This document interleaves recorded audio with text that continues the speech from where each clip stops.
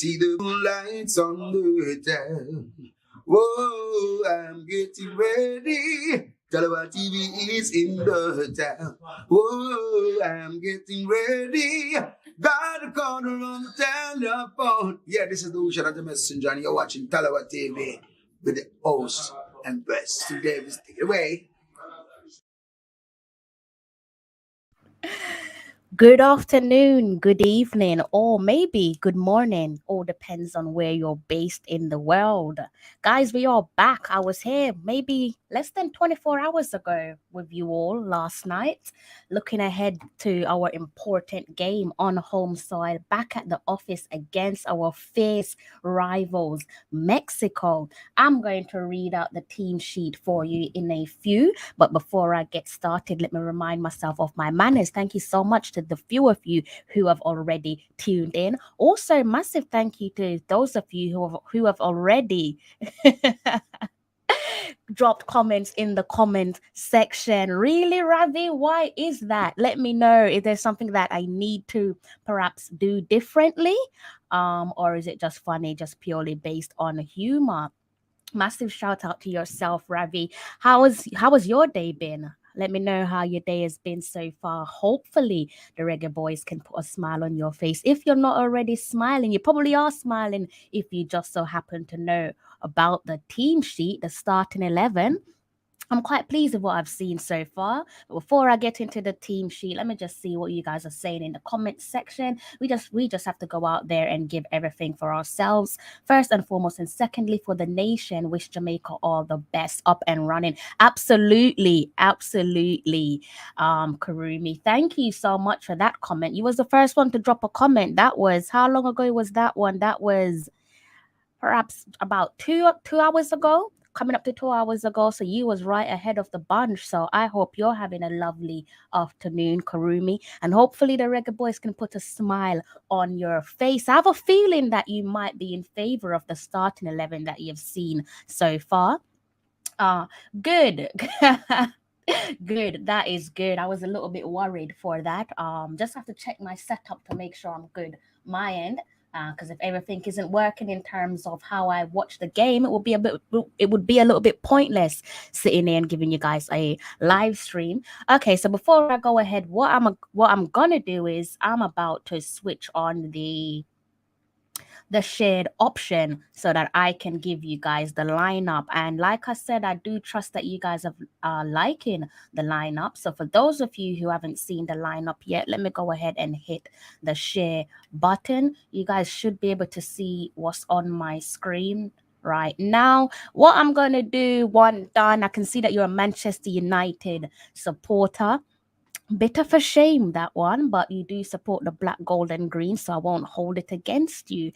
I'm gonna pop your comment to the side for a bit, but I will bring it back up so that I can go over to Twitter and read you guys your starting 11, or just go through the starting 11 with you. And as I do so, do let me know what you make of tonight's starting 11 again against our fierce rivals, Mexico. It's been a while since I've seen the guys. Let me go through the starting 11 with you guys. Do let me know in the comment section if you can see the shared screen, the shared option. If not, then I'll make some adjustments my end. Okay, let me go back. So we have the captain, the skipper, Andre Blake, the return of Ethan Pinnock. I know many, including myself, plenty, including myself, are quite happy to see the return of Ethan Pinnock. We also have Damian Lowe, Kimal Lawrence, Javane Brown, another player in the starting 11, which is quite pleasing on the eye. The wait is finally over. Hopefully, this will be positive signs with regards to Javane Brown. I think he definitely deserves to be in the starting 11. And we also have Devon Williams, Daniel Johnson, Ravel Morrison, Junior Flemings, Lamar Walker, and Mikhail Antonio. On the bench, we have Greg Lee, Powell, Moore, Burke, Reed, Gray, Miller, East, Stewart. That's Kevin Stewart, for those of you who might be wondering. Peter Lee, Mariappa, and Knight. So let me go back over to my live stream to make sure that you guys actually were able to see the starting 11. Yeah, it is more for an attacking starting 11 from the gaffer being Mr. Paul Hall. His first competitive match for his country, the ex-reggae boy, the ex-legend. This is the first time that he's managing to take charge of the reggae boys in a competitive match. The previous match was against Peru, and that was a friendly. Let me go over and see what you guys are saying in the comment section.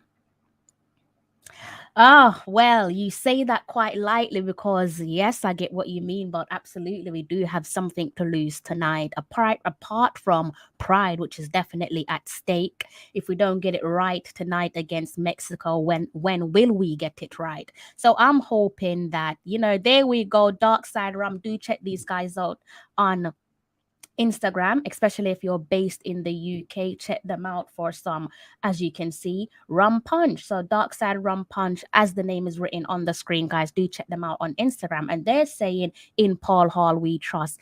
Absolutely. Definitely here to play the role of the best 12th man. So with that being said, we definitely have to get behind the gaffer. How old is Morrison? You're asking me how old is Morrison? Let me pop back over to my Google. I feel like he's between 27, 28. I feel like he might be 28 pushing 30. Ravel Morrison. Yeah, he is. He's 28 years of age there for you, Ravi, as you asked how old is Morrison. And yeah, he is pushing towards um 29. His birthday is actually coming up. His birthday is just around the corner. So hopefully we can get off to a winning start for not just for an early birthday present for Morrison, but more importantly for the nation and for the reggae boys as well. It's a much needed win. You guys don't need me telling you that because it's obvious that we do need to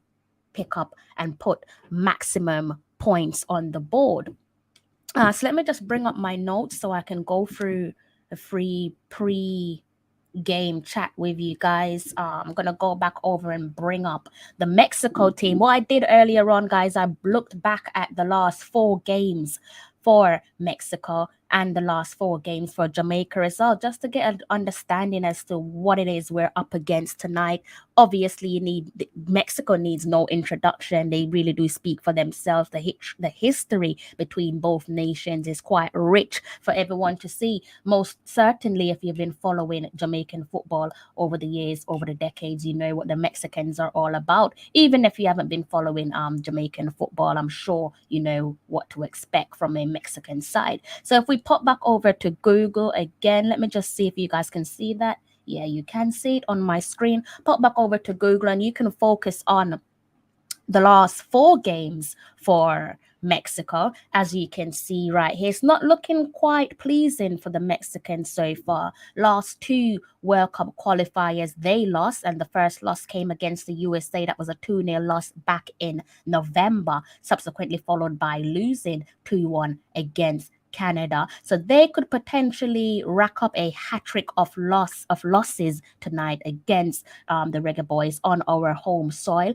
Previously as well, looking into those last 4 games, they also have 2 friendlies in their books. And again, quite similar to their competitive games in the World Cup qualifiers, they lost both of those. Lost one of those friendlies and drew the other. But one of the main things that does stick out with this Mexican side is that, as you can see, if I read out the score lines from those last couple of games, the first one against Ecuador, that was a friendly.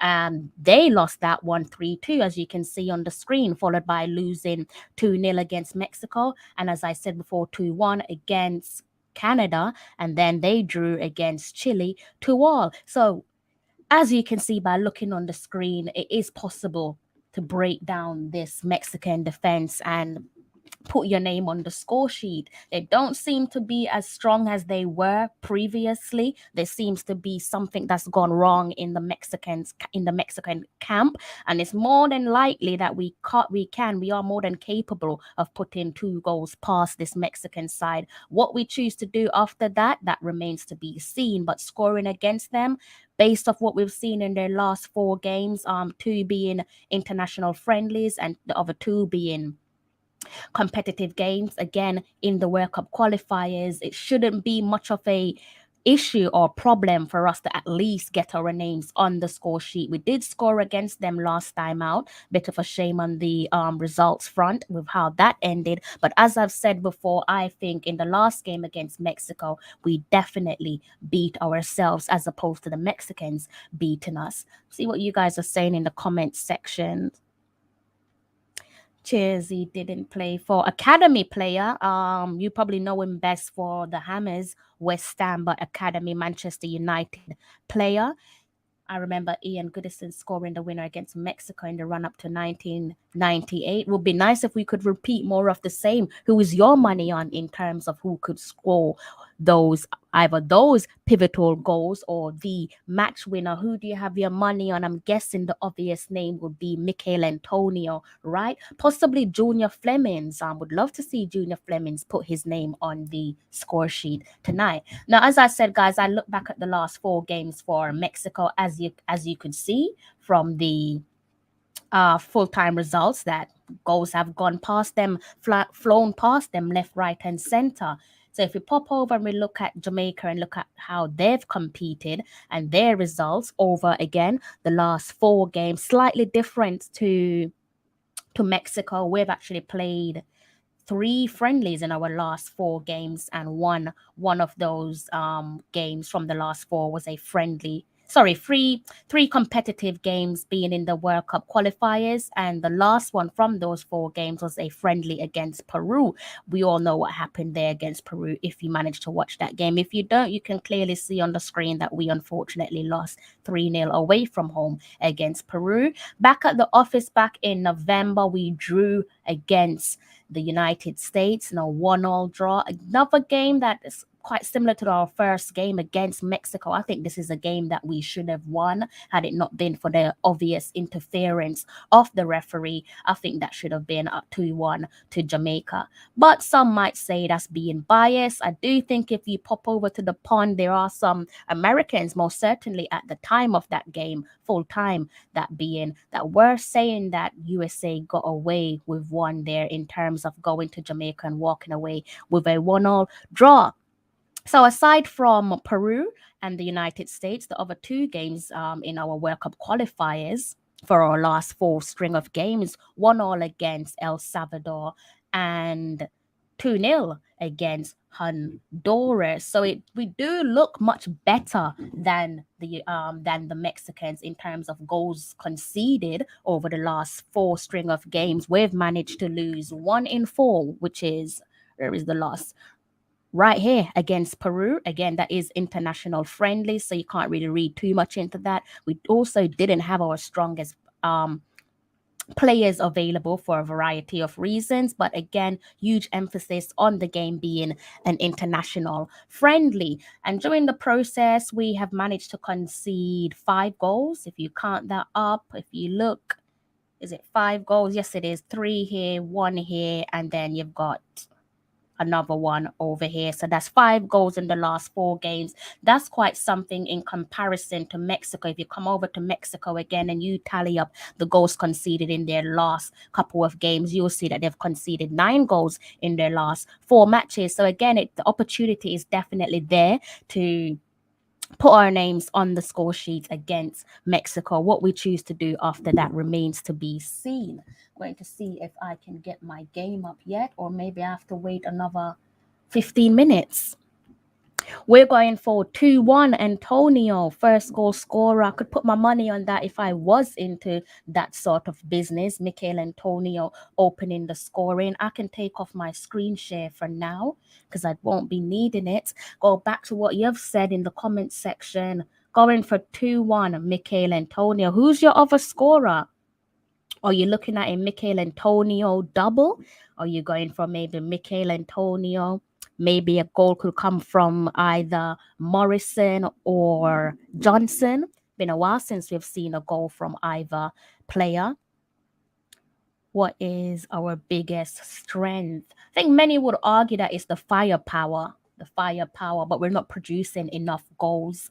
I think with the starting 11 that we've seen so far, there is that balance in attack and in defense tonight. And what we choose to do with that, guys, again, like I've said, that most certainly remains to be seen.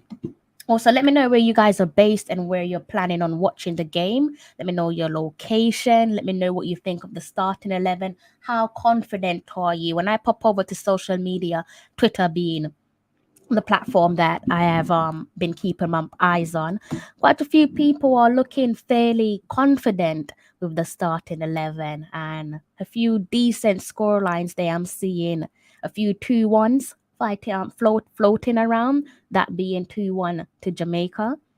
I don't see anyone who's complaining so far about the starting 11. And why would you? I think, given what's available to us, this is definitely our strongest starting 11. Maybe, let me see, I saw a few people complaining and saying they would have liked to have seen Greg Lee instead of Lawrence. But I think it's all right for us to work with what we've got.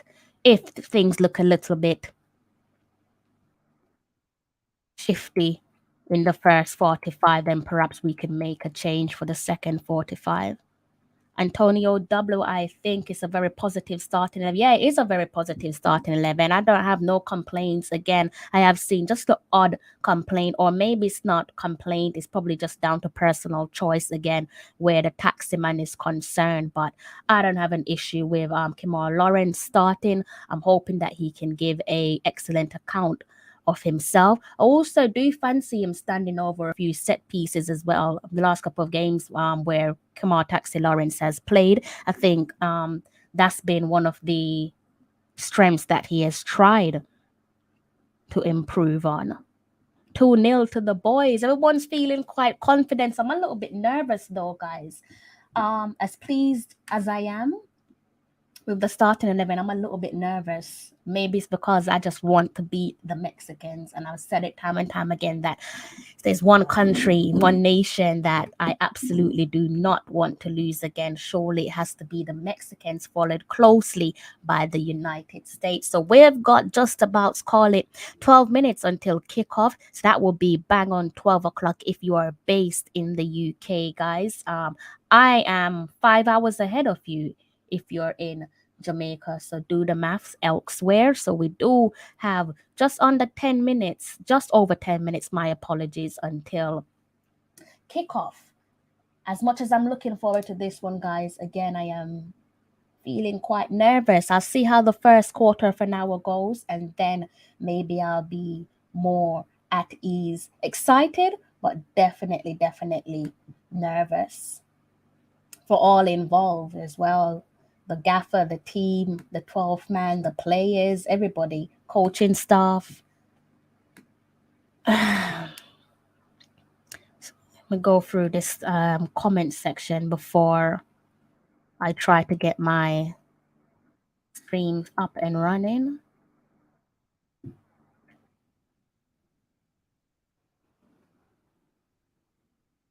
Oh, Darkside, you're based in the UK, so we're pretty much operating off the same time zone tonight. So I hope you don't have an early start tomorrow for work, or perhaps you work from home, so you probably won't feel an extra bit of tiredness when the morning comes.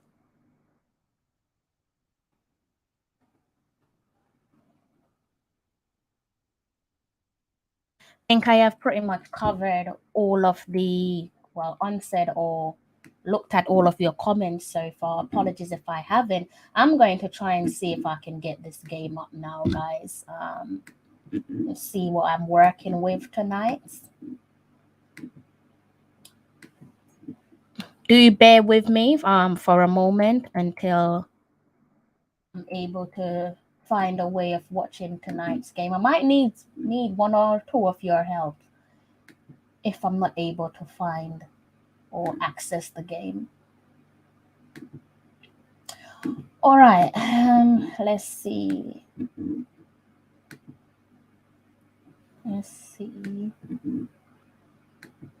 Okay, keep dropping your predictions, by the way, guys. So far, we've got a 2-1 here from FW, and Darkside Rum Punch is saying 2-0.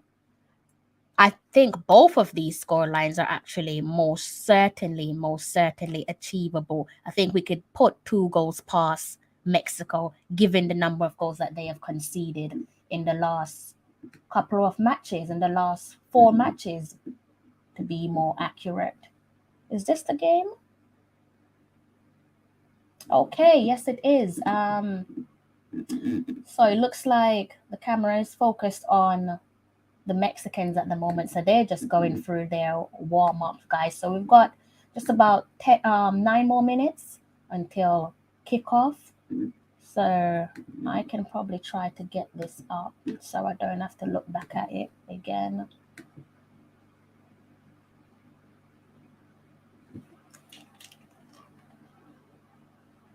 Let's see.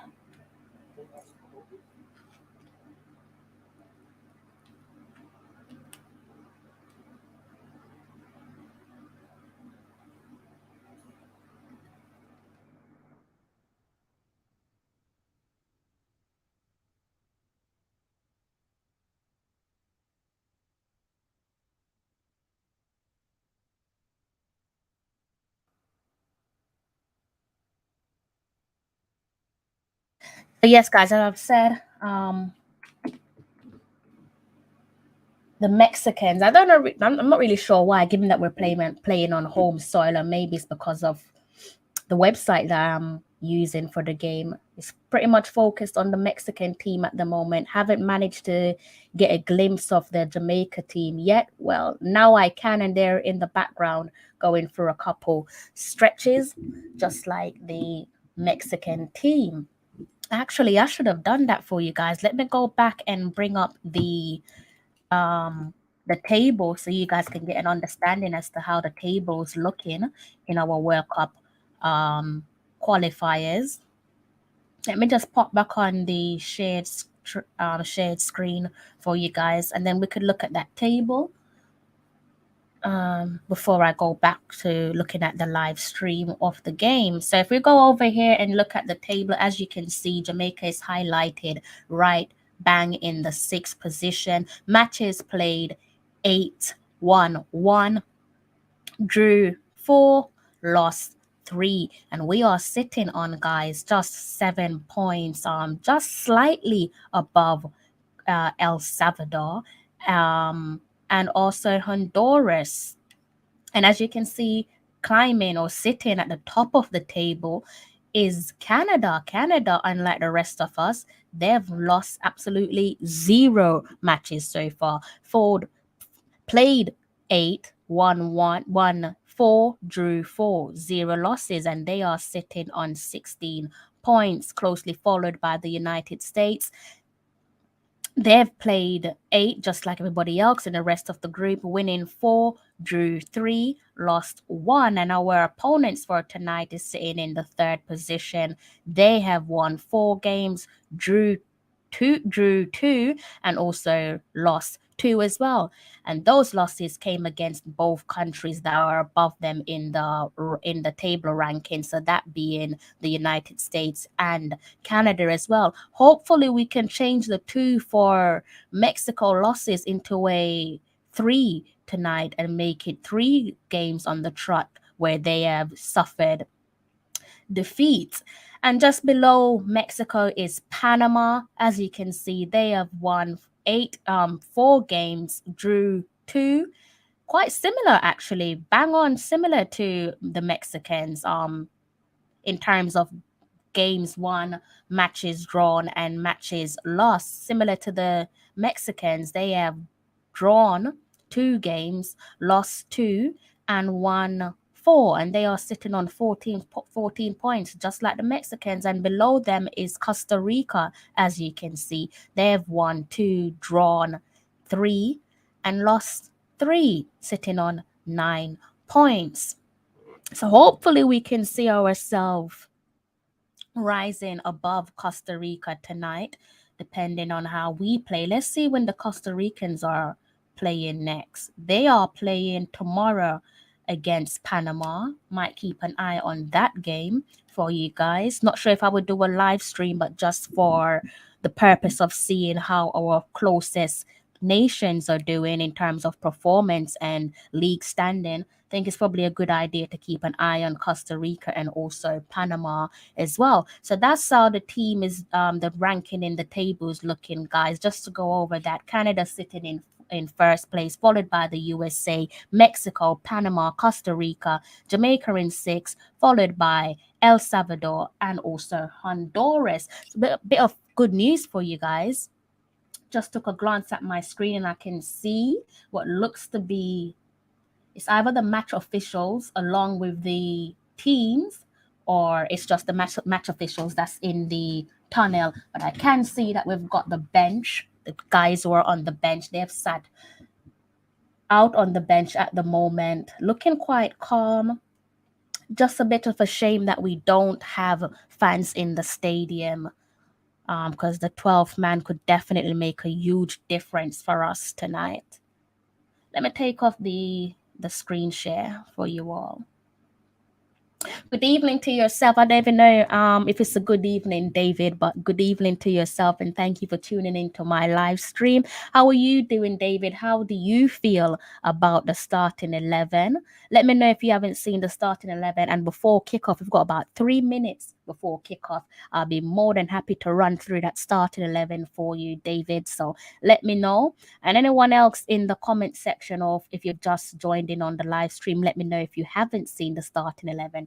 And I'll run through that quickly for you before kickoff. Just to remind you all, we have 3 minutes until kickoff. Again, let me know what your predictions are for full-time score. Let me know your goal scorers. Let me know how you're feeling. Let me know your thoughts on the starting 11 as well. So, guys, we're all set here at the National Stadium on home soil, that being Jamaica, where we're set to take on our fierce rivals, the Mexicans. I don't know about you, but I'm feeling a little bit nervous, so much so that I've actually had to turn on my fan.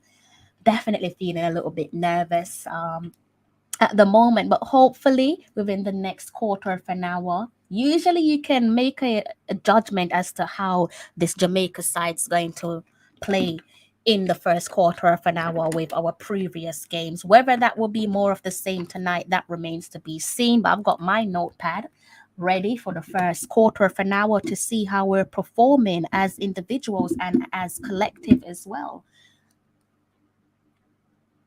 So, guys, we should be 1 minute away from kickoff. I'm hearing a few of the Mexican, and this is quite interesting, a few of the Mexican commentators speaking about possibly picking up a draw away from home. So does that mean that they're not as confident as perhaps the rest of us, and they probably shouldn't be too overly confident given that they're coming into this game 2 losses on the trot? A loss tonight against one of their biggest rivals will make it 3 losses on the trot. I'm pretty sure they don't want that to happen. So it's quite interesting hearing them say that they would fancy, not they as in the Mexican side, but Mexican pundits saying that they would fancy a draw tonight. And they're also talking about pressure, and I think pressure, you could definitely spread pressure across the board for both the Mexicans and for the Jamaicans as well. Like I said, if you look back in our history, football history, for both teams and the number of times that we've played against each other, it's always been rivalry. So there's definitely pressure there, and the loss for either side will only intensify that pressure for the next string of games over the next couple of days for the boys in black, gold, and green, and for the Mexicans as well.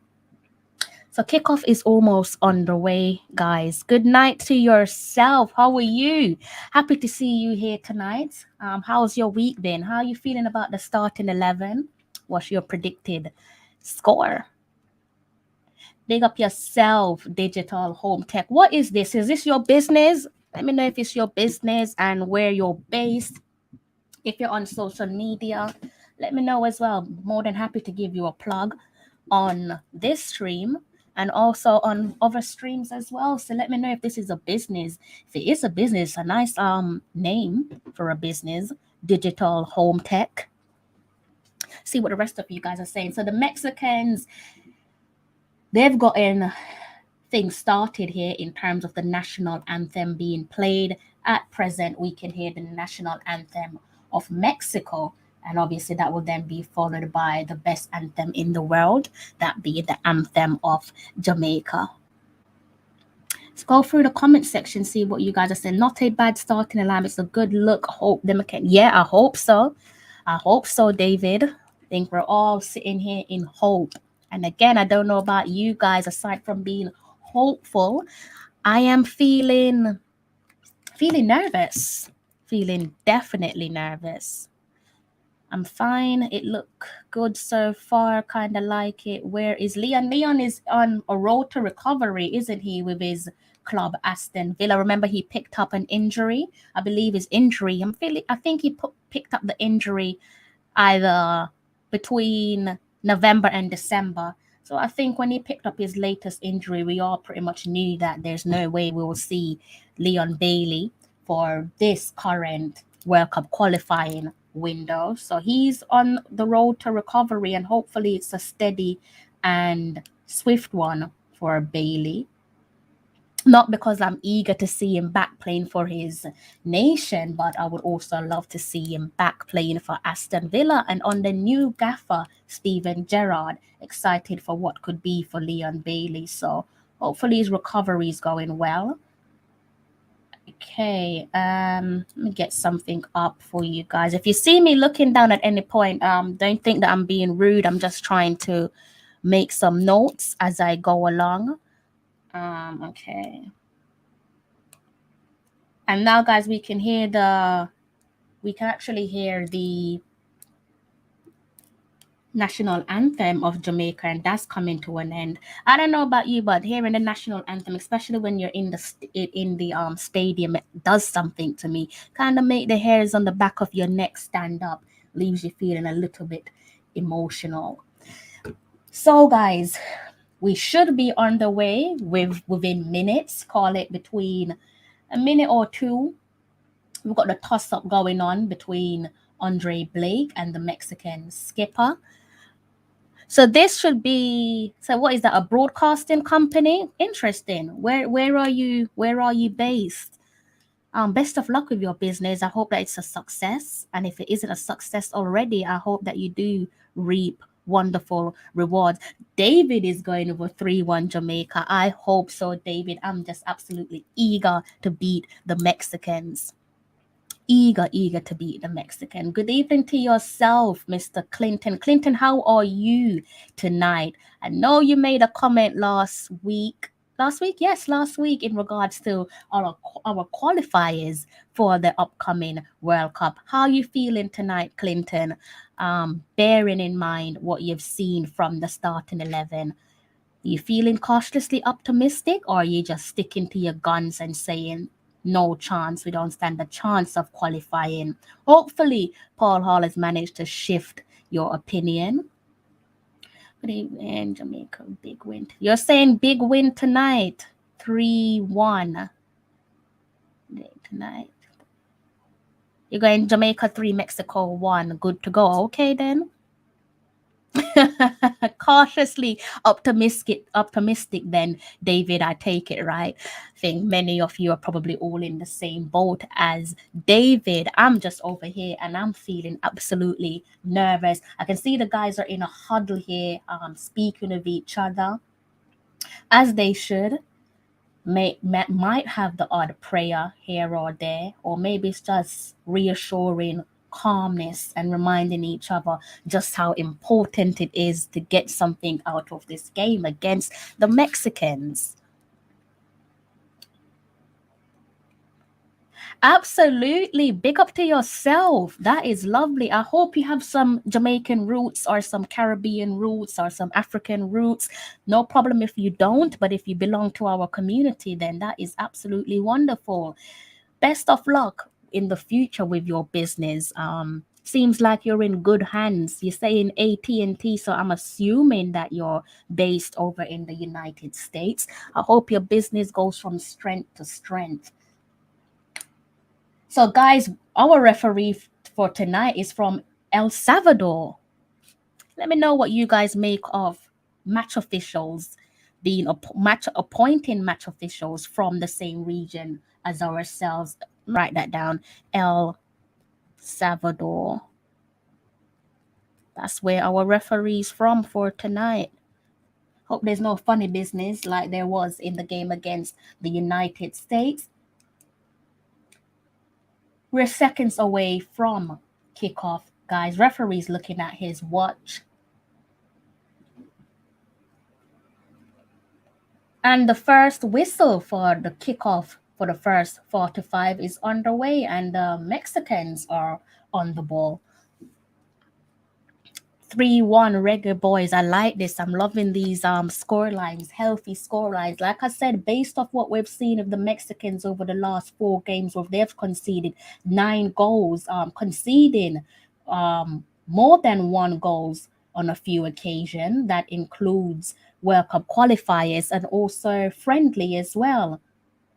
It is possible to net 2 goals against the Mexicans, given what we've seen of them over their last 4 games. But also we need to get past that barrier of beating ourselves, because we've been quite guilty of that, especially in our last game against Mexico.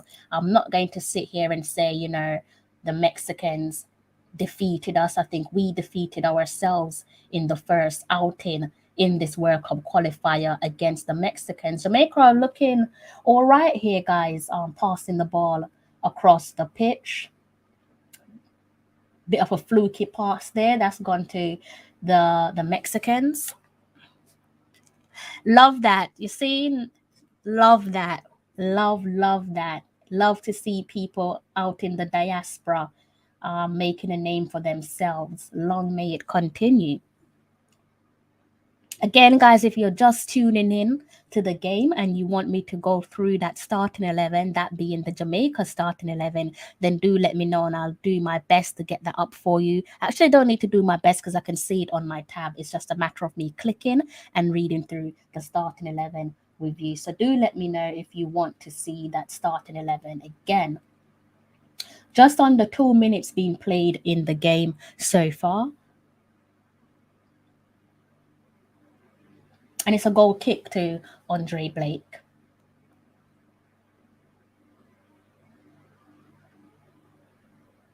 Okay, so I need to keep an eye on the first quarter of the game. Okay.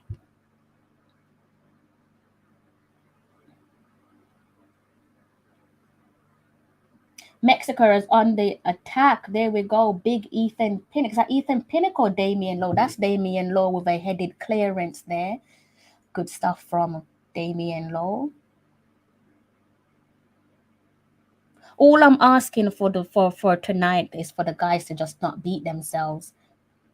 Stick to the script, do what's asked and what's necessary, but do not beat yourself, because I do trust that any mistake from our players, any potential mistake, I'm not going to put anything past the Mexicans to not capitalize. And that's despite of their form in which they've come into the game with. Mexicans are on the attack inside our box, takes a shot at goal, but that one's just gone wide. That one would have been offside. You've seen the linesman waving his offside flag there. 3 minutes and 17 seconds into the game. It's Jamaica 0, Mexico 0. Get something else up for you all.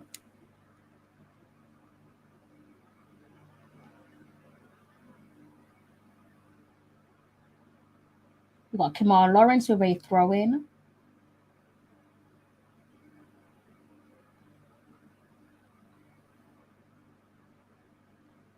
I'm not sure if this is just based on my website. Can you guys see the names of the players on their jerseys? Or am I just working with something that doesn't have the best stream available?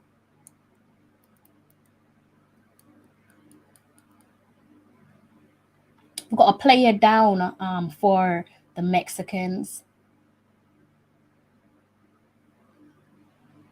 Looks as if he's maybe it looks as if it could be either a calf or a hamstring injury. Hopefully it's neither. despite them being our fierce rivals, wouldn't like to see any player pick up an injury, even if it is a relatively short-term injury. So hopefully he's all right, but at the moment he's talking to his team. The stretcher has come out, guys, and it's never a good sign when you see the stretcher coming out. It's not even a stretcher, it's more like a chair with some wheels on it. So it looks like Mexico are going to be forced into an early substitution here, guys, 5 minutes into the game. I'm going to write that down. Actually, let me take a picture of that dark side. Thank you.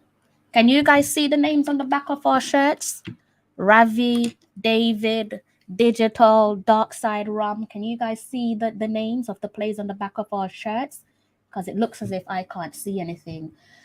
Yes, guys, it looks like there's an injury here that's been picked up. How did he pick this one up? Yeah, that could be a hamstring injury there. And those are usually a lengthy one. So Sanchez is off and you've got Rodriguez on for Mexico. And that's inside 5 minutes, forced to make a substitution due to injury. Please do go ahead and do that. Tell them again. Please do go ahead and hit that subscribe button and that like button as well.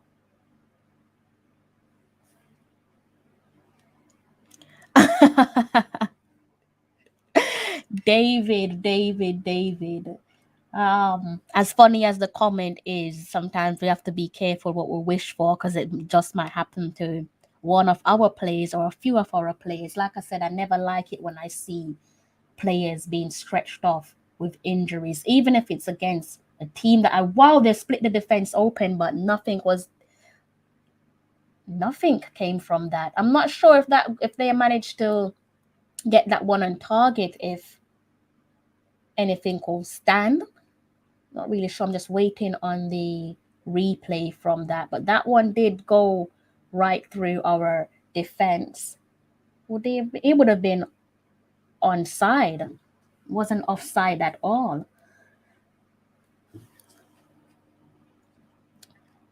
I thought so, Dark Side Rum. How do you feel about that?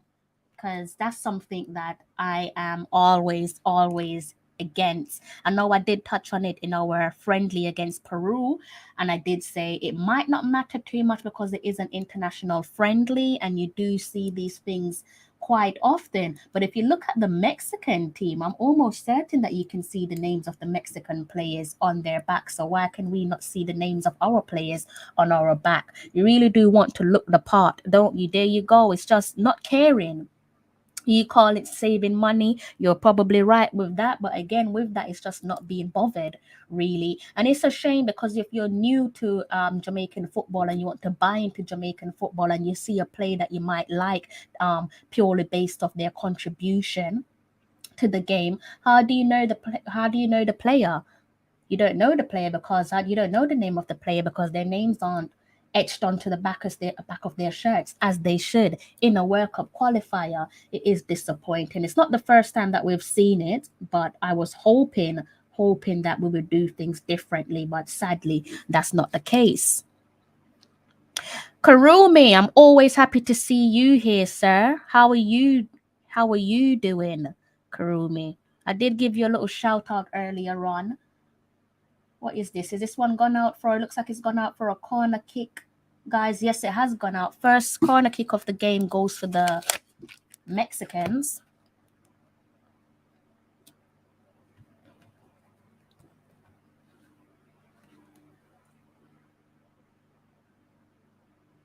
Again, Damian Lowe, another headed clearance. I've counted 2 headed clearance so far for Damian Lowe. So he's doing his defensive duties, isn't he? If you scroll up, you will see someone left a comment where you can watch the game. tonight. So scroll up and you'll see a comment for a website. No worries, Pamela Son. No worries at all. Thank you as ever for your support. I hope you're having a lovely afternoon, and hopefully the Reggae Boys can put a smile on your face. The Mexicans are on the ball.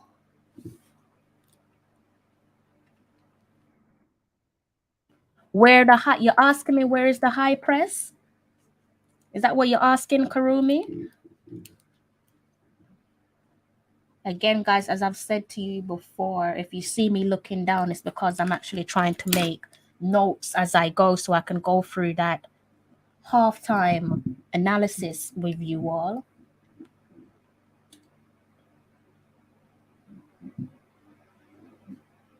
So first 10 minutes into the game, just a reminder, it's Jamaica 0, Mexico 0.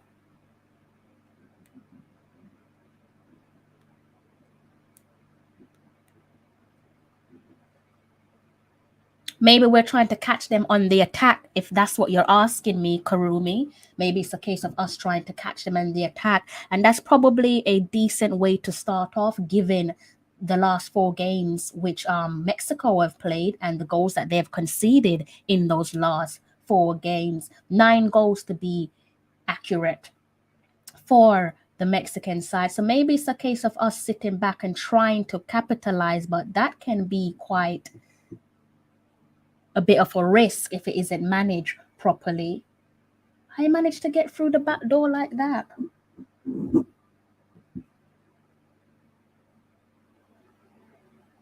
Okay. David is saying we don't have a settled side. That might... David, you've hit the nail on the head. You really hit although the players are used to each other, there is always that chop and change going. Damian Law, I don't know what he was thinking there. But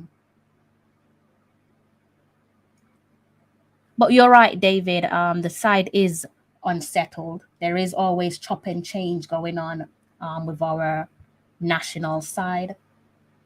Again, Mexico. This would be Mexico's second corner kick of the game so far. 12 minutes played into the match. Blakey comes out to save that one. That one is actually raised offside for the Mexicans.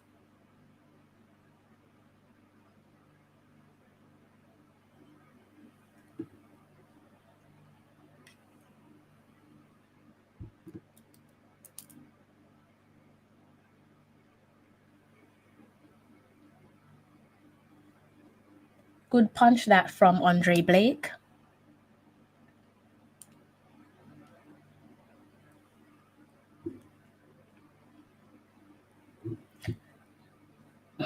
What do you guys make of the game so far? We're approaching that quarter of an hour mark.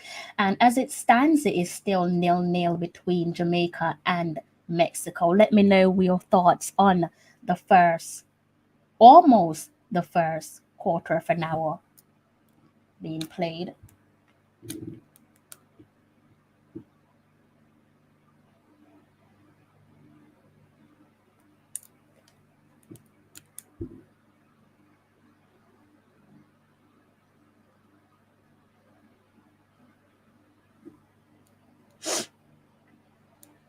So Mexico have won themselves their first free kick of the game. That looks like it's come at the expense of the taxi man himself. I need to see this one back on replay, but it looks as if it's come at the expense of Kemal Taxi Lawrence. And it does look has it come at the expense of Lawrence? Yes, it has. A bit of hand in the face there from Kemal Lawrence, but we've seen these things in football, a bit of a cheap free kick for the Mexicans to be awarded with, but they've taken their free kick and they are on the ball at the moment. If we play 8 your opponent face, we have to push up our defensive line. Maybe that is the game plan for the first 30 minutes of the game, Karumi. Mexico boss the game like taking. We've got to get through the back a couple of. They've got, yes, they have. They have. They have. They 100% have gotten through the back a couple of times. And I'm left here wondering, how did they do that? They've split our defense on a number of occasions, actually quite effortlessly so as well. But thankfully, they've been waved offside. But you're absolutely spot on there, FW. They have gotten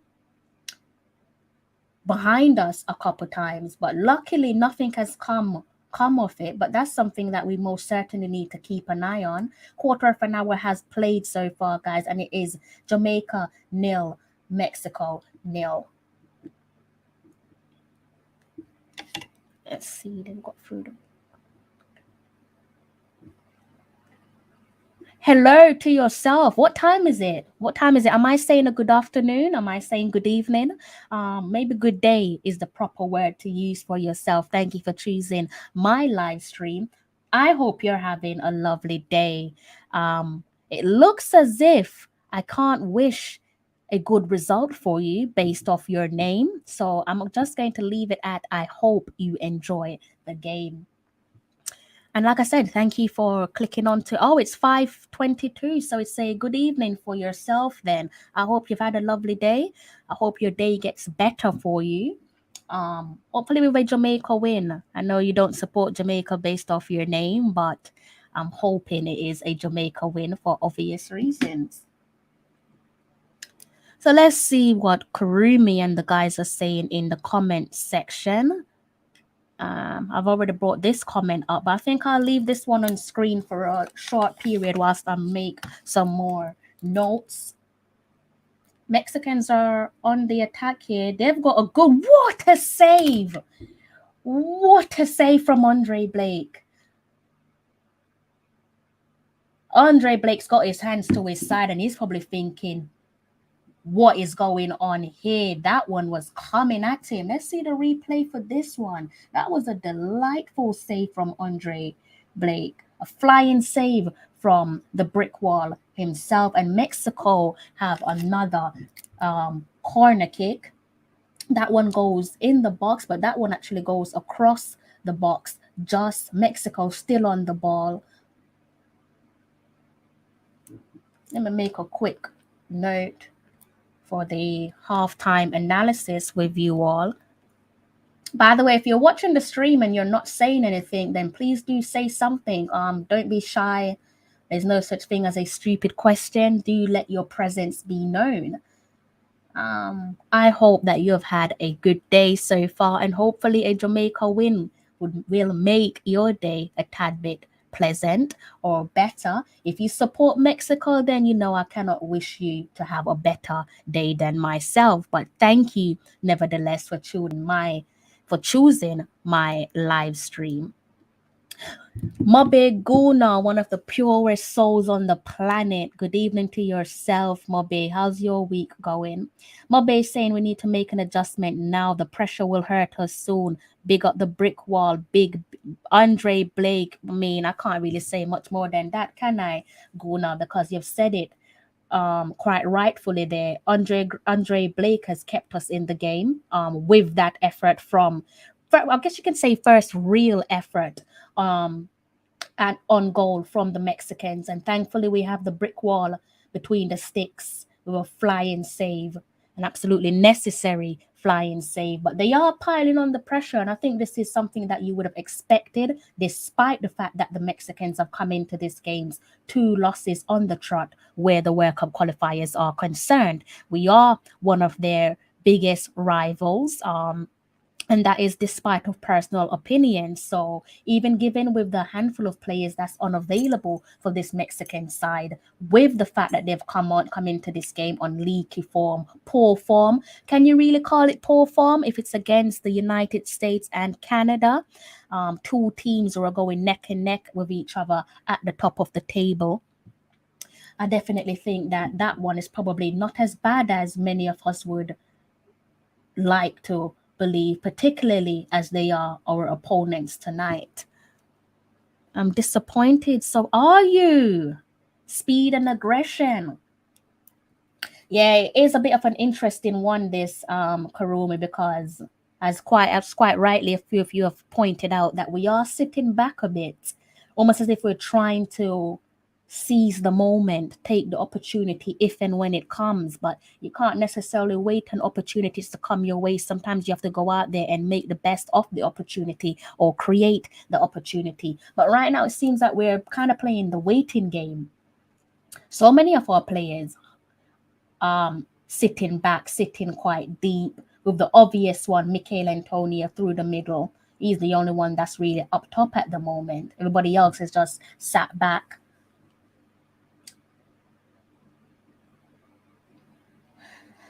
So that's another. He's not happy. Andre Blake is not happy. And how he's barking at his players at the moment, and rightly so. They're making it far too easy for this Mexican side, getting twists and turns. There we have Ethan Pinnock, the big man, with a headed clearance, and he needed to make that clearance. And Mexico again, I've said this so many times, Mexico again with a freak. Jesus, just guys, they could have found the back of the net with that one, but that one looked like it just went high off the crossbar. Let's have a replay and see what happened with that one.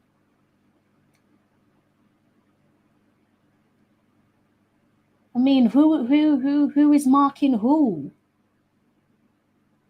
Mexico again, guys, in quick succession. They've had the chance to open the scoring. Two decent opportunities in the last 5 minutes for the Mexicans, but thankfully nothing has come of it. I did say I was feeling a little bit nervous coming into this game, and somehow they've actually managed to intensify that nerve, unfortunately, there from the Mexicans. Let's see what the guys are saying in the comment section. You're saying poor ball retention so far, playing like the away side. We do not look comfortable on our own home soil, do we? Quite displeasing to see. Jamaica on the ball, Walker on the wing, and that ball is neatly tucked away and cleared by the Mexicans. I agree with you. We don't look like the home side. If I couldn't see the scoreboard and I wasn't familiar with the office, I'll probably say that we're playing away from home. We look disjointed. We lack ideas. And what do you put that down to, Karumi? Not arguing with you, but what do you put that down to? Is it a case of us, like someone said in the comment section earlier on, that we chop and change? Paraphrasing, we chop and change too often. Are you saying the reason why we look disjointed, or the reason why we look like we lack ideas, is putting down to the fact that there's too many chop and changes with the squad? Or is it a combination of the chop and changing with one of your personal opinion? I hope we win. Just tuned in. Thank you for tuning in, Donovan. Let me know if you want me to read out that team sheet for you, and I'll do that for yourself and those of you who are just tuning in. At any point, if you want me to read out the team sheet, let me know, give you a sense of our starting 11 and also the players available on our bench. Mexico missed again. I don't really want to hear that, Karumi. Thank you for updating me though, but you're just intensifying my nerves. I know you're doing it unintentionally, but yeah, it's looking all Mexico at the moment. It's a shame to say it. I think so far in the first, we're approaching the 24th minute.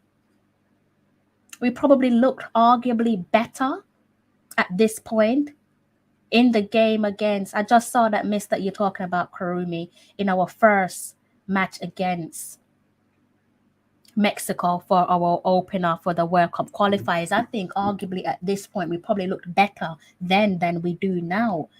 One of you said that we look disjointed, and I can't argue with that. Let's see what Mobe Gunner is saying. Need Morrison to get on the ball more, really. He's our key man in there, and there's a lot is on him. Huge amount of pressure is on Ravel Morrison. I think we'll only get better. Let's hopefully as the game goes on, hopefully it's just nerves. Paul Hall did touch on in his press conference, he did touch on the fact that there is pressure there, and rightly so.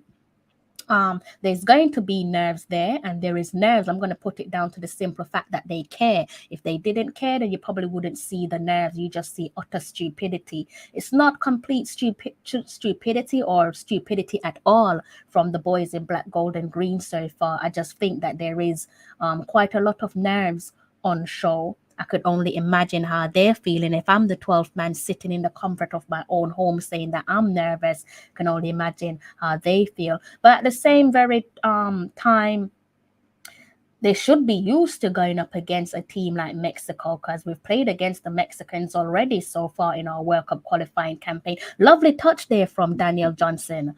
I like that. Want to see more of that added with some creativity. Lamar Walker on the ball. Foul? Yes, it is a foul. Jamaica's won their first direct free kick of the game. That's a foul on Lamar Walker. A little bit too tricky there, a little bit too hot to handle for the Mexican defense. Yeah, he just clipped his ankles and took him out there. And we've won our first direct free kick of the game. I'm hoping we can make something of this. Daniel Johnson standing over the free kick. 25 minutes on the clock. We've won our first direct free kick of the game. And we've got Daniel Johnson standing over it. Let's see what we can make of this opportunity presented to us.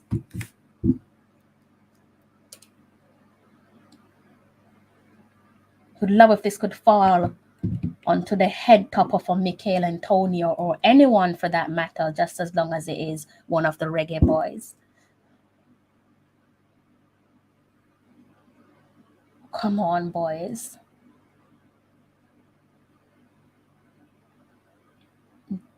Daniel Johnson is going to put this one right on the...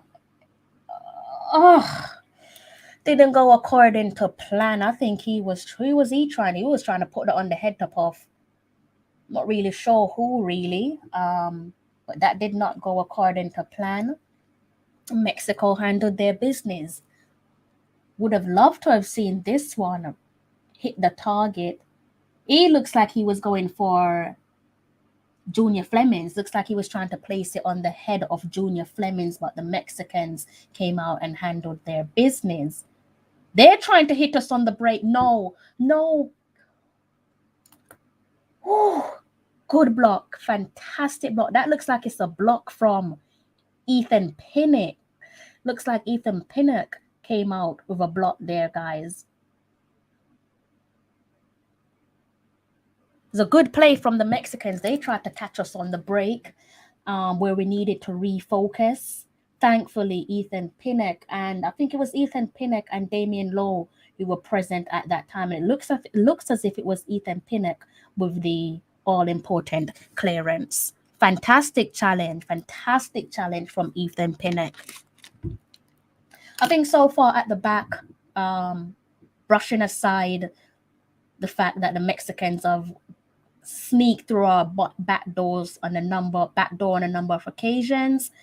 That partnership between Ethan Pinnock and Damian Lowe, which we've seen between Liam Moore and Damian Lowe, it's looking steady so far. Both of them are on defensive duties and they're doing fairly decent. Jesus, do not tell me. What's he doing? My heart almost skipped to several beats there. I thought that he was pointing to the penalty spot.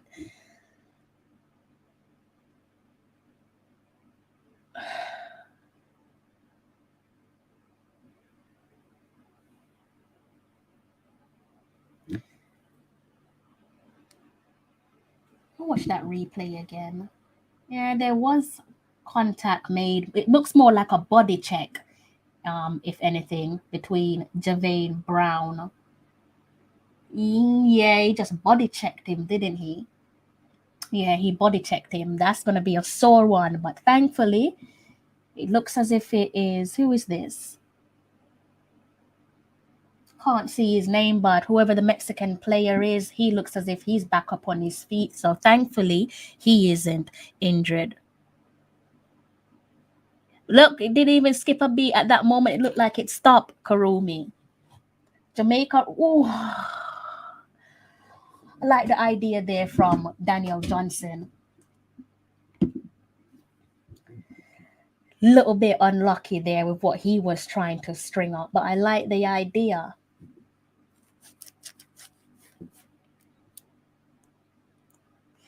I think we're playing too high and defensive line. Yeah, so far half an hour played. Just to remind you guys, just to remind you all that it is 0-0 between Jamaica and Mexico with half an hour on the clock. And so far, it's unfortunate to say that the Mexicans are looking, sorry guys, the better side. He's not gonna blow his whistle for that. I mean, it looks quite similar to Javain Brown's body check. That body check there on Morrison. The referees having none of it. Mexico playing the perfect game. Is anyone in agreement with Karumi? Let me know in the comment section. If you're from Mexico or rooting for a Mexican win for whatever the reason might be, I'm not here to dispute or argue with you on that front. Let me know what you make of Mexico so far. Oh, good idea. So I think what we're trying to do, guys, and some of you have quite rightly touched on it, is we are playing a defensive game so far, and it looks as if we're trying to capitalize on each break that comes our way. Obviously, that in itself is dangerous. So far, it hasn't cost us anything, but Mexico, as I've stated before, have managed to creep through or creep around our back doors on a number of occasions.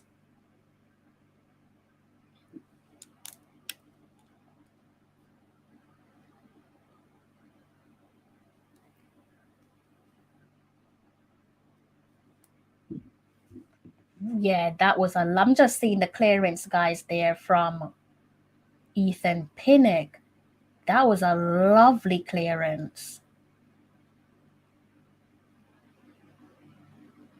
From my replay, it looks as if the closest player that was standing next, you have to blow your whistle, ref.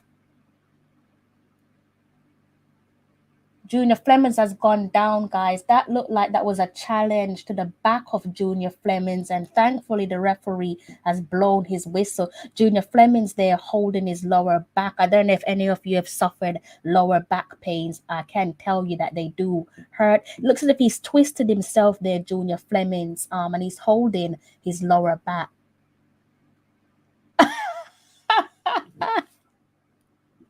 I don't know if you can lip read, but I'm not going to repeat what Junior Flemings just said.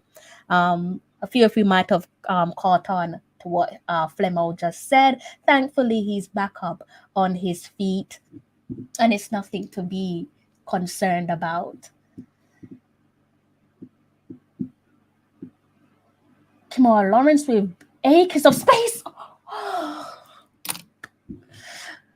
Oh, good decision there from Kimora Lawrence to pass that ball through to Michael Antonio. Nothing came of it on that occasion, but love the vision from Kimora Lawrence. It was a lovely ball from Kimora Lawrence.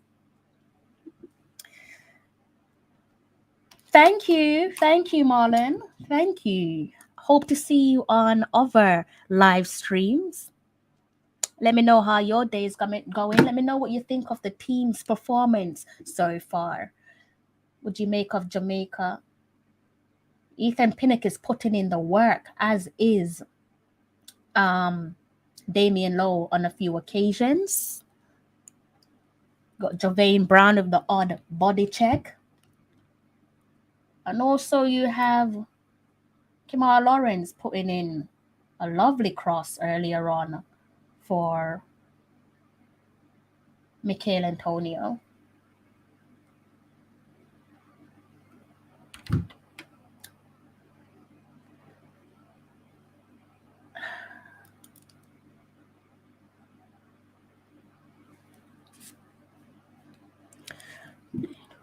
strength. So Karumi is saying that he doesn't believe that we're playing. Let me get up Karumi's comments again. You're saying you don't think that we're playing to our strengths, get down the flanks, get on the ball, get the ball in the box so Antonio to get on.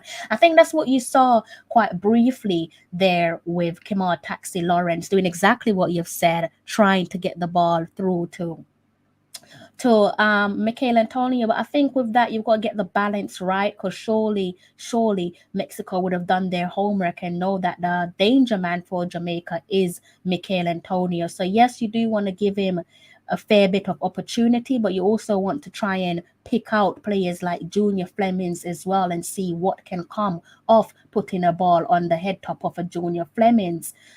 So I think we'll try to do both. Neither have come to nothing so far, which is quite unfortunate. Blake on the ball, he kicks that one out, but that's landed at the feet of the Mexican. Oh, Jesus!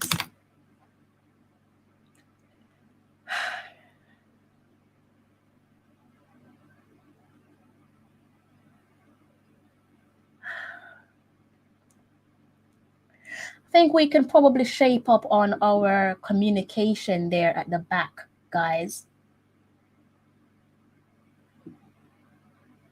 Yeah, we could probably work on our communication there at the back between the defense and Blakey. That's probably something that they will touch on. We've got tried to take a quick free kick, but the referee wasn't having it. So yeah, I think that's something that we can definitely work on during the halftime team talk. Let me know what you guys will do differently in the second 45. That we're still in it, judging by the score line. The score line, let me repeat that score line for you all. 37 minutes on the clock, and it is Jamaica 0, Mexico 0. We need to get the other forwards as they absolutely, Jasmine, absolutely, you are absolutely spot on. And this is what I said earlier on. I'm not sure if you just tuned in. If you've just tuned in, then massive thank you for clicking on my live stream, and I hope to see you here again in the future. But yes, just to echo what you've said, Jasmine, fair play to a few people who believe that we should be making more opportunities available for Michael Antonio. But as Jasmine has quite rightly said, they would have done their homework. So we do need to spread the opportunities across the board. Jasmine has said that we need to get the other forwards as they focus on Antonio. And I think they would have done their homework. They most certainly would have done their homework and know that the danger man for us, given what Michael Antonio has managed to produce for Jamaica goal-wise, that he's no doubt our danger man. I mean, even if they don't know about Michael Antonio for Jamaica, they know what he's capable of for West Ham in the Premier League. So, and I think we can single-handedly create all the opportunities for Michael Antonio. I'm more siding with what Jasmine has said. Mexico keeps going. Why Jamaica need to strengthen in that area? I think we're bound to see some changes soon, Carlos. No doubt who you're supporting there, Carlos. We've given your name. I hope you've had a lovely day, and I hope your evening gets better. I'm not going to say based off the result, because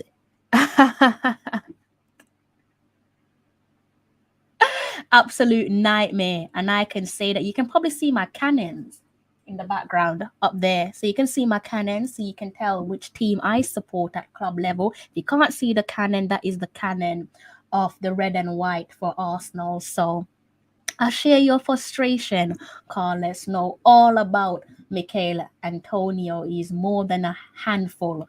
But thankfully, tonight he isn't our headache. Let me know what you guys think of the first 45 so far. We're steadily approaching the end of the first half. Just to reiterate what I have said on a number of occasions, it is still 0-0. We've clocked up 39 minutes on the clock so far, so steadily approaching the half time, I should say, steadily approaching the first 45. What is Kimar thinking?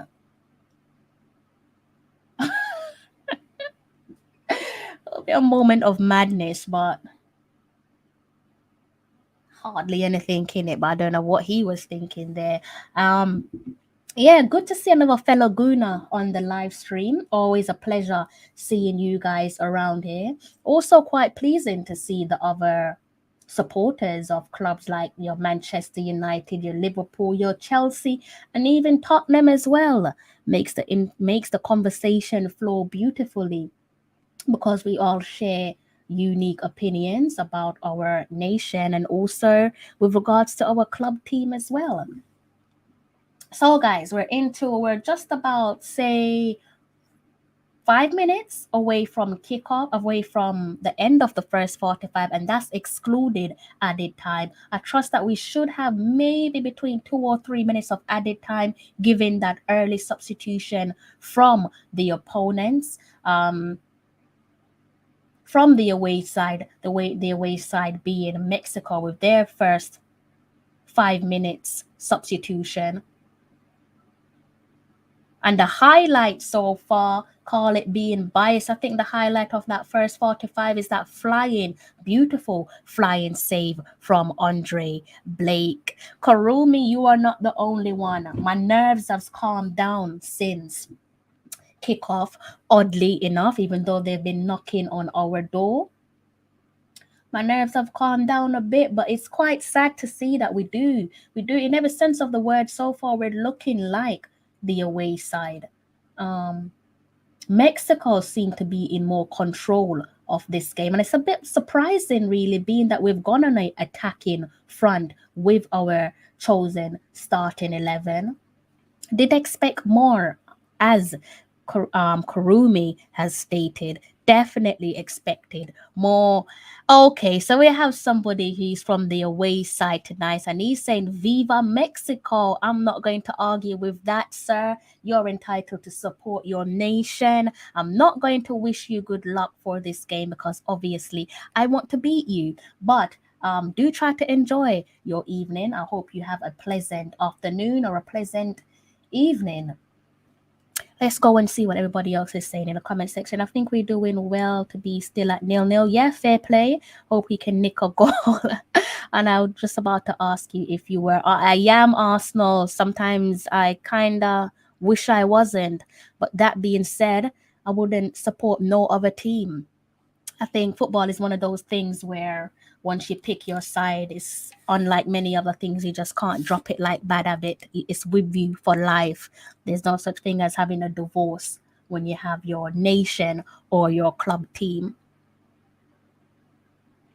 Liverpool, big up yourself. Best of luck with the season being in the Premier League and also the Champions League as well. I know you beat us in the Carabao semi-final, so hopefully you can go ahead and go all the way and lift your first silverware of the season.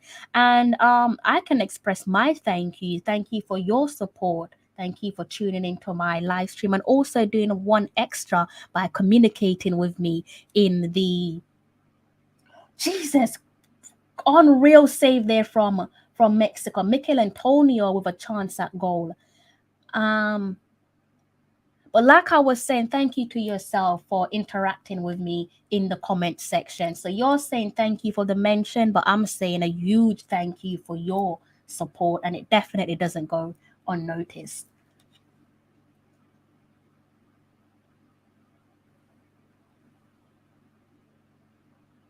Oh God, this doesn't look good. I need to watch this replay here. We've got the number 10 down for Mexico. He's not looking good. He looks completely out, guys. He's looking in severe discomfort. This could be another forced substitution for Mexico. I need to see this replay. What happened here? Oh, Jesus, that's a bad tackle. That everything looks worse in replay, but that was Damian Lowe going in. It looked like he might have slipped and has trodden on his ankle. Everything, again, guys, everything does look, because you could say 10 times worse in replay, but that looks like a clumsy tackle from Damian Lowe. I trust that there was no intent there from Lowe, but that looks like a nasty tackle. Whether it's the exactly, yeah, I think he slipped based off what I'm seeing on my replay. Looks as if he slipped and he managed to make unfortunate connection with the player's ankle. So there was no intent in that, even though he is called the rough house. There's definitely no intent in that one. Yeah, Dark Side Rum, that challenge, that one definitely caught my attention. Carlos is saying that he got the ball first. Watch that replay again. Yes, he did get the ball first, Carlos. You're absolutely right. And it's the follow through, isn't it? Being unable to pull his foot out of that challenge. And he made a awful connection. VAR's checking this one, guys, because like we know, unlike the previous games in our World Cup qualifiers so far, we didn't have VAR as an option. But as of tonight, we will have VAR in action. And VAR is actually checking this one. I'm hoping that they don't put this one down to dangerous play, and they will see that he actually did get the ball, and it's more or less about the follow through, but it doesn't look pleasant. Again, in slow motion, it looks like it could easily be an ankle breaker. And I'm saying I trust that from Damian Lowe's point of view, that there's no intent with that one. That one's gone over to VAR. Let's see how this one pans out. Because there could be the case there, if you're looking at it from the Mexican point of view, you could say it's arguably dangerous play, but he did get the ball. Jesus, no, the referee's going for his card, guys. In straight red card. Damian Lowe's gone, guys. Red card. I kind of preempted that would be the case. And I'm guessing that VAR, again, everything looks 10 times worse in slow motion. When you're looking at that, you're absolutely right. Someone, Carlos, said that he got the ball, absolutely spot on. But I think it's more about the follow through, that they probably put that one down to dangerous play. I trust again that being Damian Lowe, even though he is labeled as the rough house, I'm trusting that there was no intent there. And it's unfortunate for Damian Lowe that he's been given a straight red card. So that does then force Paul Hall, the gaffer, to go into a change of formation. Be interesting to see how he changes his formation for the second 45. We see the Mexicans and Damian Lowe, someone from the Mexican coaching staff, talking to Damian Lowe, and there doesn't seem to be any ill feeling between the Mexicans and Damian Lowe. So it seems as if all is forgiven. Of course, all will be forgiven because now we're down to 10 players. But a bit of a nice touch there from one of the Mexican staff. Don't really know what his job title is, but I can see that he did ask Damian Lowe to come over. Damian approached him and they had a brief discussion. So it seemed as if he probably told him, don't beat yourself up about that, if he said anything to him. I'm not really sure how that conversation went. Okay, let's go back and look at what you guys are saying. Booking at the very worst, I think. Honest attempt at the ball, I think. Yeah, I think he meant to get the ball, but again, it's the follow through, and they would have put it down. They, being VAR, would have put this one down to dangerous play. So here we go, guys. We took that one to say earlier on that we might possibly get 3 minutes of added time because of the early injury to the Mexican player. But there was a little bit of a talking point with regards to VAR, and unfortunately, guys, at halftime it's Jamaica 0, Mexico 0, and we are down to 10 players. Damian Lowe seeing a straight red card. Freeze frame makes everything looks worse. Replay makes everything looks worse. When you add slow mo to that, it looks 10 times worse. When you're watching that in live action, you're probably thinking, oh, it's not that bad of a tackle, especially if he got the ball. But they will argue that the rules are the rules, and if it's dangerous play and VAR is in what do you want to call it? VAR is in action, then Obviously, VAR is going to do what VAR thinks it does best. My honesty about VAR is trash. Even with the referees, still get calls wrong. I think someone said it that at worst a booking was necessary, so you could have given him a caution, a stern caution with a yellow card, so that way he knows any more tackles like that and he's out of there. Instead, they've been quite cutthroat VAR so far. Funny that, because we could have done with a bit of a VAR in our last game again back at the office. That time round it was against the USA. Player in question again at that time was Damian Lowe, for what should have been our match winner. So it's unfortunate if you're sitting on the side of the Reggae Boys, but if you're sitting on the side of our opponents, that being the Mexicans, then they probably will be laughing or smiling from ear to ear, saying that the red card is justifiable. Dark Side Rum. Again, guys, if you're new to my stream, if you've just tuned into my stream, do check out Dark Side Rum Punch on Instagram. If you're based in the UK, that is, and you do fancy some rum punch and you want some of the best rum punch that money can offer, do check out those guys, and I'm sure they'll sort you out. I don't think you'll regret it. What was the reason for bringing VAR halfway through the tournament? Listen, if we drum up the reason, it will be 1+1, which should be 2, but we'll probably end up with 12. Don't really see what's the point of bringing in VAR halfway through the competition. Basically what you've just said, I don't see the sense in that. But CONCACAF does things very differently, don't they? And unfortunately, VAR tonight has worked against us. Again, if you're part of the black, green, and gold, you probably feel as if we should have. When I say we, I'm referring to Damian Lowe. At best, he probably should have been given a stern word with a yellow card, but that's probably me being a little bit biased. Miss Tiffany Cameron, a pleasure to see you on my stream, Tiff. Guys, you already know that Tiffany don't need no introduction, but if you don't follow the Reggae Girls, then perhaps you should. Tiffany Cameron, one of the reggae girls, doing big things in Europe, and also one of those players that always wear the nation colors with great pride. So do check out Tiffany on Instagram. One of the things that I love about Tiffany, when you look at how players conduct themselves, is exactly that, the manner in which she chooses to conduct herself.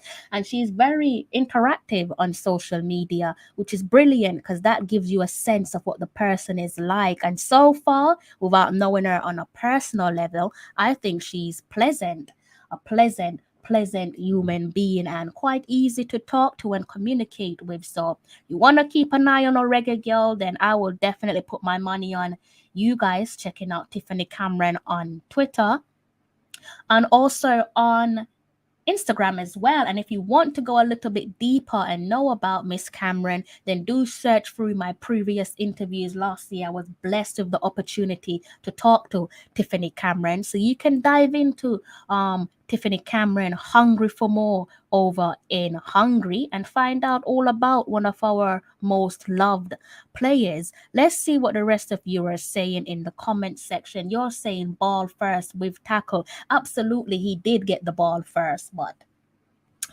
sometimes, VAR can be your best friend. At other times, it can be your worst enemy. If I was Mexican, I would say, yeah, absolutely spot on. Dangerous play. You can draw up that assumption if you are Mexican or if you're wanting Jamaica to suffer a defeat. No foul intended. No foul intended, but I think the match officials or those officiating VAR would say that there might be the argument for dangerous play. Again, when you watch that in slow motion and in replay, it looks as if it could easily have been an ankle breaker, right? And again, huge emphasis on the fact that replays and slow motion makes everything look 10 times worse. But that looked as if it could have been an ankle breaker.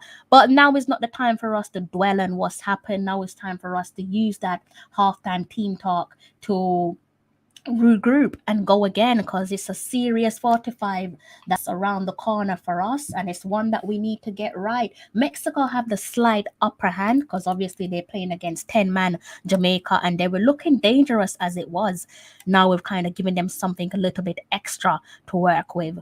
Guys, we let this work. If we come together and play good football, we can, Clinton. We absolutely can. And I don't think that is, and this is coming from a professional. Tiffany here saying that she don't think that it was red card worthy, and I think a lot of us most certainly agree with that. But again, it just seems as if match officials, and I'm not trying to say that, you know, there might be some dodgy business going on with regards to the way our games are officiated in the CONCACAF region, but it looks a little bit sketchy at times, especially when you look back at our last game against the USA. Most certainly, that goal should have stood, and we should have beaten the United States 2-1. But again, match officials interfered and made the wrong call. Again, tonight, judging by what I've seen on screen and what the professional is saying, the professional being Tiffany Cameron, and you guys, as the 12th man in the comment section, you guys are saying that you don't think it should have been a red card. I'm siding with you guys because I do trust your judgment on that. She is classy, Jasmine. I think we're both talking about Tiffany Cameron. She's very classy, a player that I've had the pleasure of meeting live in flesh, and yeah, she's exactly that, a classy individual. I think she's one of the players who you can most certainly say that is a fantastic ambassador for her country. I just think she's a lovely human, if I'm being honest. As a Mexican, I'm ashamed with how the Mexico has regressed really. Okay, I grew up with seeing Mexico, not afraid to go to, but now that's coming from a Mexican, as he has stated there in his comments. Um, yeah, I think you don't need to necessarily follow the Mexican team as religiously as Carlos has over the last decades. All you have to do is look at how they've performed over their last string of games. They're looking unlike their usual selves, which is why I think the game is there for the taking. No disrespect to Carlos and his nation. But again, if you look back on that game, the first game against Mexico, I believe that was our World Cup qualifier opener. I think it's safe to say that we should have beaten the Mexicans there and then. Today we're looking different, and kind of looks as if we're in a worse position than we were at this point of the game in our first game against Mexico. Hopefully we can turn things around in the second 45, because it's a huge 45. I know some of you have said that you would love a draw. I don't like the idea of going into a game chasing a draw, because if you slip, it looks as if you might collect 0 points. I'm always in favor of teams, or my team, I should say, in this case, the Reggae Boys or the Reggae Girls, going into a game chasing maximum points. That way, if you do stumble over the building blocks, at least you can sit back on a draw. But if you go into a game saying that you want a draw at best, if you make an error, that could cost you, and you could end up leaving that full 90 with absolutely nothing. If we look at that first time performance there, based on the stats that's on my screen, 4 shots for the Mexicans, 1 shot for Jamaica, 5 corners there for Mexico. Mexico with 65 possession in the first 45. Stats wise, I don't really think we're surprised about the stats that's on my screen, the one that I just read out to you guys. Let's see what the rest of you are saying in the comment section. Good times will come back at all. I hope so, but I'm not going to hold my breath because I probably won't make it to the end of this year. So I hope so. The slow will make it seems more deadly along with the acting. I think this goes back to what Carlos was saying of the crybabies. And it's interesting because I think in the CONCACAF, that is one region in football on a global scale where you see traditional old school style of football, where you see a bit more roughness in comparison to the soft football that we're used to seeing in modern football. that has been watered down, and where you have the match officials trying to take charge of the game and sometimes make the games about them. I can name one or two match officials, one or two referees in the Premier League who sometimes try to make the games about them. And maybe that's what we've seen so far with VAR. VAR definitely made an introduction. It's a shame that it's come at our expense, isn't it? Unnecessary tackle, foolish from low, put us in a bad spot. Shake my head, less aggression, more composure. Big up yourself, Brian. Love seeing you on my screen, on my live stream, I should say. I hope you've had a pleasant week so far, Brian, and I hope that you have a delightful weekend. Hopefully, your weekend can start off with three lovely points from the boys in black, gold, and green. Yeah, I do think so. I do think there's a bit of favoritism there going on where the match officials are concerned. I don't know if that's just me reading into things too much, because I obviously support the black, gold, and green, be it the reggae girls or the reggae boys. But I think it's pretty safe to say, based off what we've seen, not just in the last game against the United States, but of several games so far in our World Cup qualifying campaign, that there does seem to be an element of bias, and the bias unfortunately has not gone our way. That was not a red card, not gonna lie. I don't think it was, Brian. But at this point, what can we do? He's seen straight red. Only thing we can do now is just galvanize and go again for the second 45. Looks as if I might have to refresh my screen here. I'm not really sure what's just happened.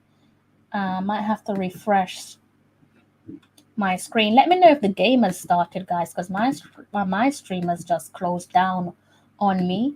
I don't think it's actually started up yet, though. See what the rest of you are saying. Up the Reds, you never walk alone. I'm not going to sit here and hate on you guys, even though you dumped me out of the Carabao Cup. As I said before, best of luck in the final against Chelsea. I don't particularly dislike Chelsea or Liverpool, so it don't really matter to me who wins. Good luck to the both of you. I think it's better to lose a man than to lose a goal. Boy, Donovan, you lose a man and you might end up losing a goal at the expense of being 10 man down. You know what it's like against Mexicans, them being one of our biggest rivals.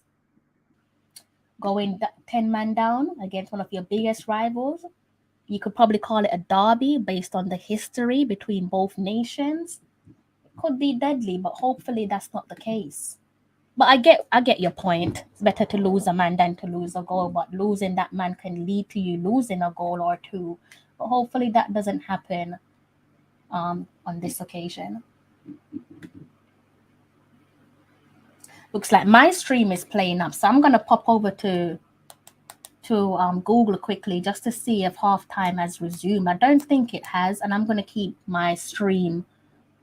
I'm gonna try and see if I can bring up my stream again for you guys. And it's telling me that it's still halftime. So that should work when the second 45 kicks off. I'm listening to the halftime commentary, making out Jamaica is poor and no comment about Mexico, and I'm watching the same match. Well, we've touched on Mexico so far. And if you looked at the first quarter of an hour, first 20 minutes in that game, it was all Mexico. They were over us like a rash. There isn't really much there to critique where Mexico is concerned. I think they've done their job, given the manner in which they came into the game. Jamaica is first out, guys, here for the second 45. Yeah, given the manner in which the Mexicans have come into the game, few of their key players out, and I think it's safe to say that they're holding their own. If you're watching that game from a honest point of view, for the first 20 minutes of that game, it looked as if Jamaica were the away side and the Mexicans were playing at home. So we have Liam Moore coming on here, guys. And obviously that substitution has been made because it's about to be made because of Damien Lowe's red card. And he is coming off for, who's that? Would that be Walker? Who's he coming off for? me go back and look at something. Yeah, so the number 7 will be Lamar Walker coming off for Liam Moore. So yeah, that is the reason why the bulk of the conversation has been around Jamaica. And of course it would be about Jamaica because we're the ones who were down to 10 men having picked up that red card. The player who picked up the red card, just to remind you all, is unfortunately Damian Lowe. He must be kicking himself to pick up a red card in such an important game against one of our fierce rivals. What am I going to do? I need to bring something up for you guys. Let's try this again. Bear with me, guys. I'm just trying to see if I can bring up this stream. Luckily, I do have a backup stream, and touch wood. Kickoff is underway for the second 45. Jamaica has kicked things off. I'm going to see if I can get up my preferred stream. Doesn't usually let me down, but tonight it's playing games, and it's not games that I appreciate. So let's see if I can sort this out. Okay, so this one is actually behind. I think what I'm going to do is I'm going to go over to this stream. My preferred stream is unfortunately a little bit behind, and I don't really want that. Let's see. Can I hear anything?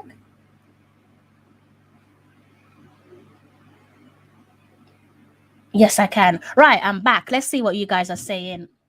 So, Super Nick, I hope I answered your question in regards to why the bulk of the conversation for the halftime analysis is centered around Jamaica as opposed to trying to do things on a balance.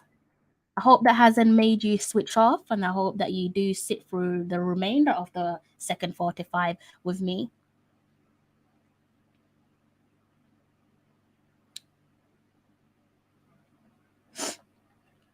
Absolutely. If you look at the score, it's not the game. You're absolutely right. The game isn't necessarily all about stats. It's pretty much what's right in front of you. And the scoreline at the moment says 0-0. So we're definitely within a chance of doing something and getting something, be it maximum points or a draw at least out of the game. So we're not out of it.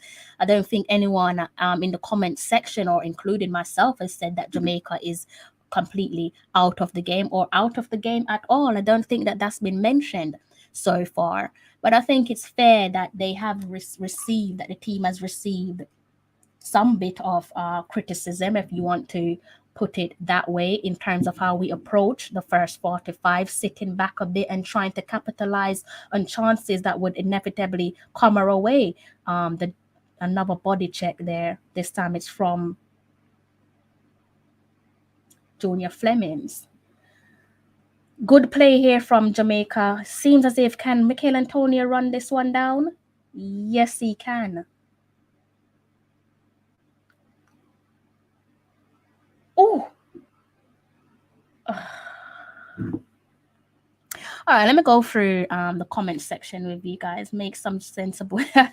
Who are you going for, Super Nick? Who do you want to see come on? We've already seen Liam Moore come on. Just to reiterate, Liam Moore came on for Lamar Walker, and that was because of the red card shown to Damian Lowe towards the end of the first 45. Sorry, I'm stopping a bit here, guys. I'm trying to see what's going on in the game. Jamaica's got a corner. Hopefully we can make something of this corner. Looks like, who do we have standing over there? Look like it could be, is that Lawrence? Oh, got a second corner here, guys. Really want to see somebody bust their net. Might as well then go all out and done, because win this, we can call it. We need to win, Brian. Winning is a must tonight. We need to win. 100% need to win. Thank you, Carlos. Thank you for that. I know you was referring to earlier on when I was asking if we're still at half time. So we've got Kamal Lawrence on another corner kick. Let's see what he does with this one. Whips this one into the box, but that one again is cleared by the Mexicans. Jamaica. Oh, yes! Yes!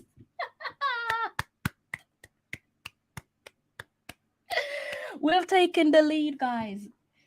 Yes. Yes. That was a ridiculous finish. Daniel Johnson. It's been a while since we have said that man's name. Want to watch that replay again. That was delightful. Daniel Johnson. I love that. Let's watch this replay again. That looks like it's Ethan Pinnock with the assist. Looks like he just stretched his leg out a bit, or he did enough to turn the Mexican player.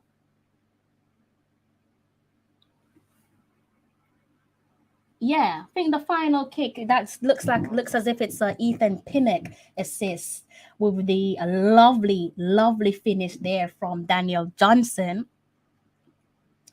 Fantastic start. Fantastic start from Jamaica. Love that. Love that. Love that. Love that. Love that. Love that.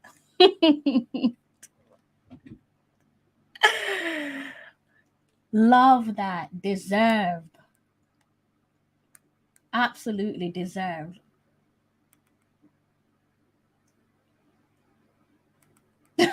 Commentator said that one almost hit the Bob Marley statue outside the stadium. Jesus. Get in. Love that.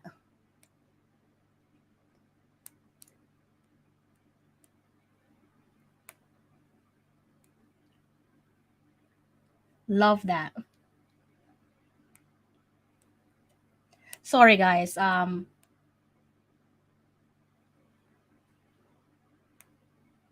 Just want to beat these guys so badly. Really do want to beat the Mexicans. Carlos, I'm so sorry, but you know that we are rivals. So it's natural for me to say I want to beat your country, right?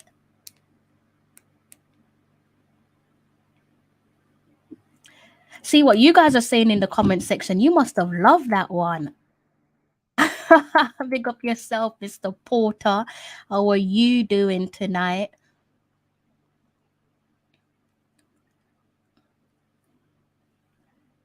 Fresh, I hope you're okay. How are you doing, Fresh? What do you make of the game so far?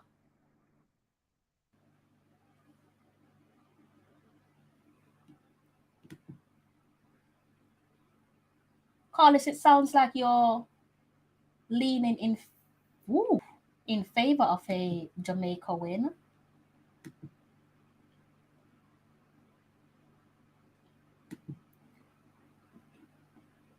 Let's see. That's 53. I want to make sure I've got the... Okay, I'm going to pause this stream because it's behind one of my streams.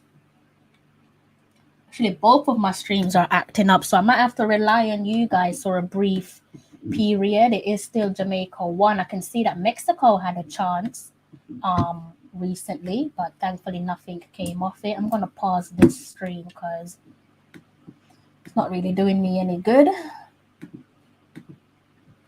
going to need you guys to keep an eye on the game for me and let me know what the score is whilst I update my stream. I think I might just close this one because it's not doing me no good at all. Or I'll keep it open just in case I need to revert back to it.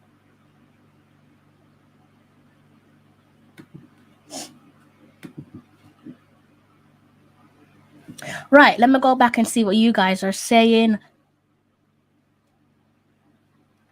The guys must have been listening because as soon as you said they must win. I need to say again. I really need to say again, don't I? But yeah, maybe you're right. Doing the job of the 12th man.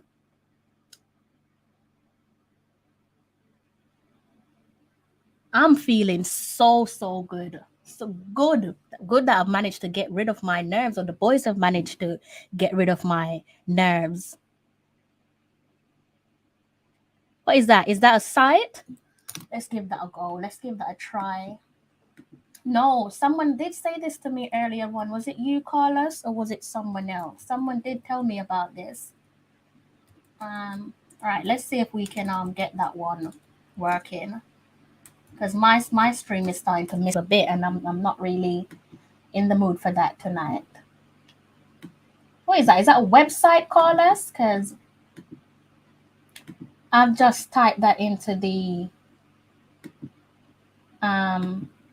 search engine. Nothing's come up for that. My stream's all right. It's just that it's stopping and starting, and I don't really like watching football like that. So that's why I was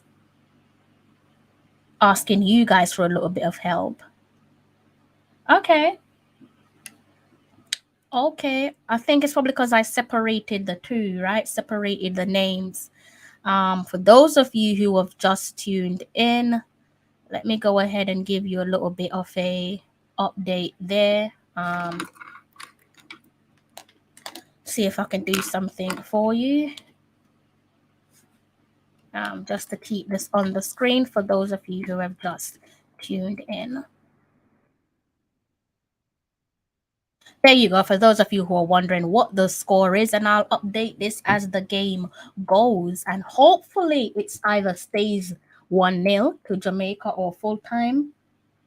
It is a win for Jamaica.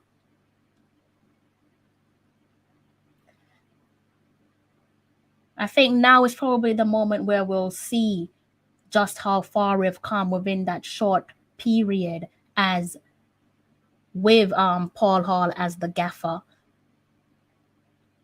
Because again, when you look back on the Mexico game, I think it's safe to say that we beat ourselves in that game, and we've seen Jamaica beat ourselves on a number of occasions in the World Cup qualifiers so far, or not trying to capitalize or maximize our potential of capitalizing on chances that's come our way so far. Hopefully we don't see any of that tonight, and we can ride off with 3 points, because it is absolutely pivotal for our chances of qualifying for the upcoming World Cup. Absolutely crucial for us to get maximum points here tonight. Right, let's see.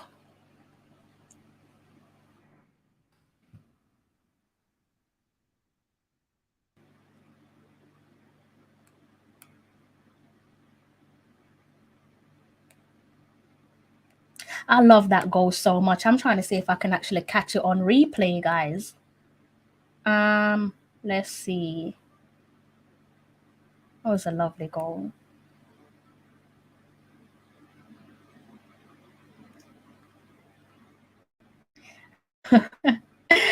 I found the replay of the match. It has the audacity to tell me it's not available in my region.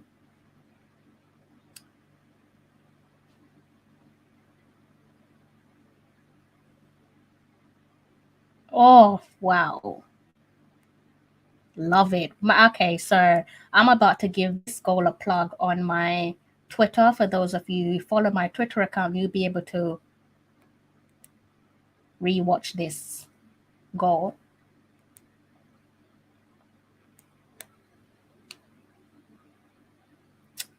Bear with me, guys. We'll turn my attention to you all in a few seconds. Let's see what you guys are saying. Still quite quiet there in the comment section. We see that Michael Antonio is down.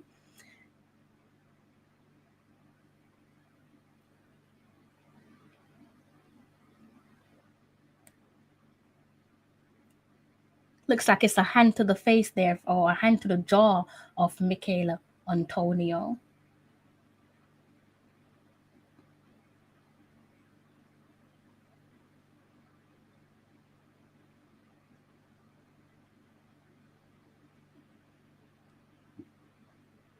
And he's still down, but I don't think it's anything to worry about. He's a soldier. He's tough, so he should be back up on his feet in no time. Yes, he is back up on his feet, still holding his throat there a little bit. So that must have been a uncomfortable hit, causing a little bit of a discomfort. Same old Mexico. They will get frustrated and lose their game.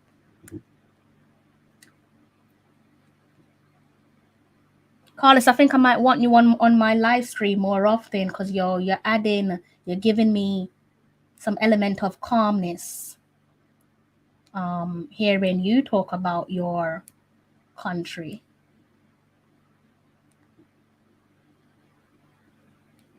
Right.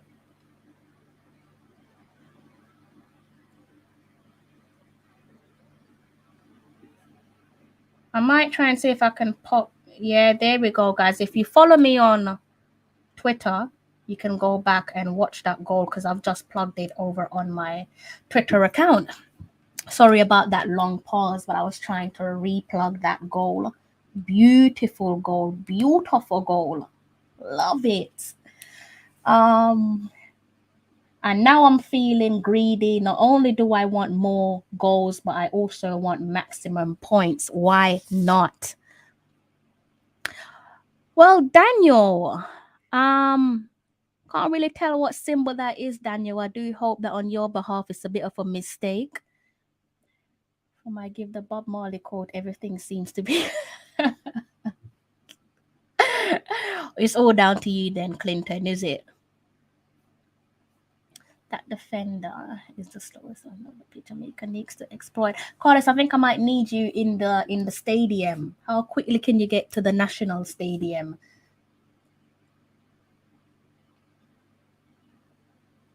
"60 minutes, 1 hour on the clock so far, and it is Jamaica 1, Mexico 0. Now let's see if the guys can go and do what many are framing as the unthinkable and secure 3 pivotal points from the Mexicans. Again, guys, if you missed that goal, then do head over to my Twitter account to rewatch that goal because it is a beautiful, beautiful goal.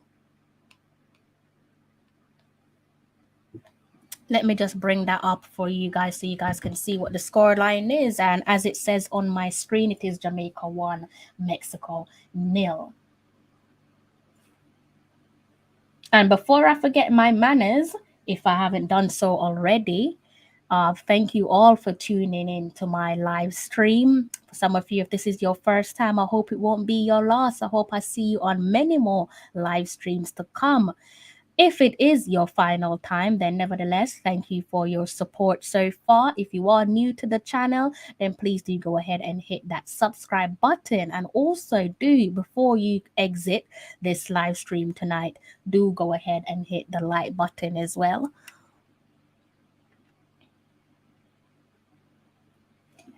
Yeah, you're looking unlike yourselves in the first 45 there, Carlos. First 45, it was swinging in the direction of the Mexicans in terms of opportunities, getting behind or a back door. You guys did that on a number of occasions in the first 45. So far, it's looking a little bit ragged for the away side. And it looks as if they don't have their shooting boots on. Thankfully, hopefully we can see more of the same because that was a neat opportunity that came their way. But that was a bit of a fluke of an effort in terms of whoa, delightful save again. Another flying save from the skipper, Andre Blake. He makes these saves look so effortless. I'm not no goalkeeper, but I trust that it isn't. Another fantastic save. Did he save that one? I'm seeing Andre Blake with the ball in his hand. So did he save that one? It looked like he got a flat fingertip to the ball, but maybe it just went high off his fingertip. Watch that replay again. Yeah, I think that one just went high off Andre Blake's fingertips. Yeah, that was a straight red card for Damian Lowe. So I think what we will see in the next game is what we've seen so far in terms of the substitution. Liam Moore coming in for Lamar Walker. So in the next game, we should be seeing a centre back partnership of Damian Lowe and Ethan Pinnock. Oh, sorry, of Liam Moore and Ethan Pinnock.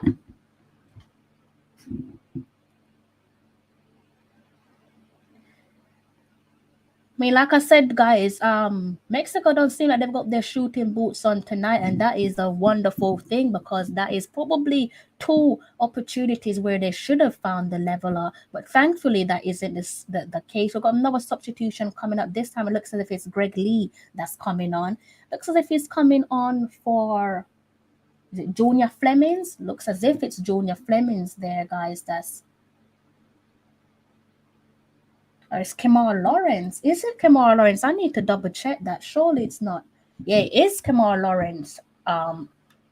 Yeah, of course it is Kemar Lawrence that's coming off for Greg Lee, freshen things up.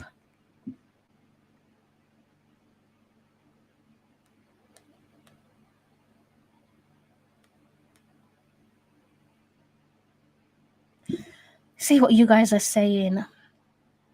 Please, you heard the big man there, guys. You heard Carlos himself saying, hit the like and subscribe button, guys. Please do go ahead and do exactly that. Where is my manners? I should have actually done this earlier on. Let me go ahead and pop the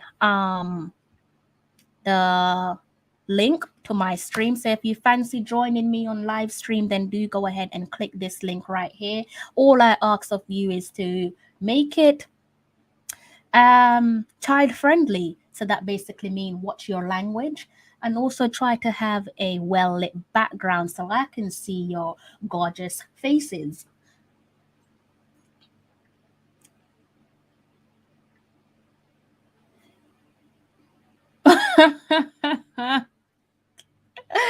That's something that is expected, isn't it, Super Nick?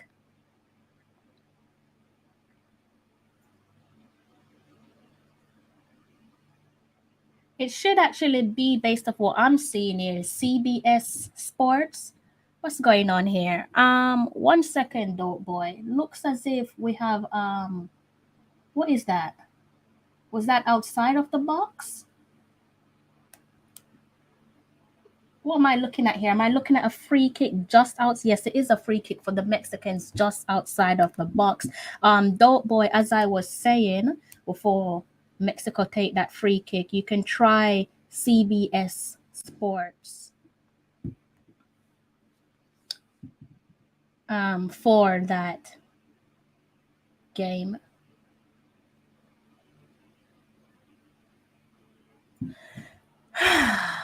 Short decision again. Clear dive. Carlos is saying, rest assured, guy, we don't have to worry about this one. Carlos is saying that nothing will come of this free kick.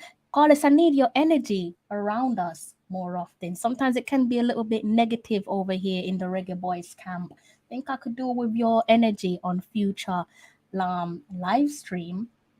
Carlos. So the Mexicans are standing over a free kick, and you've got the skipper, Andre Blake, trying to sort out his wall.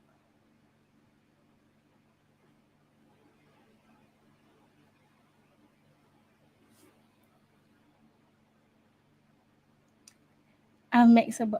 I don't mind adding to the 12th man. Welcome aboard. Ooh, the wall looks like it did its job, guys. Still, Jamaica 1, Mexico 0.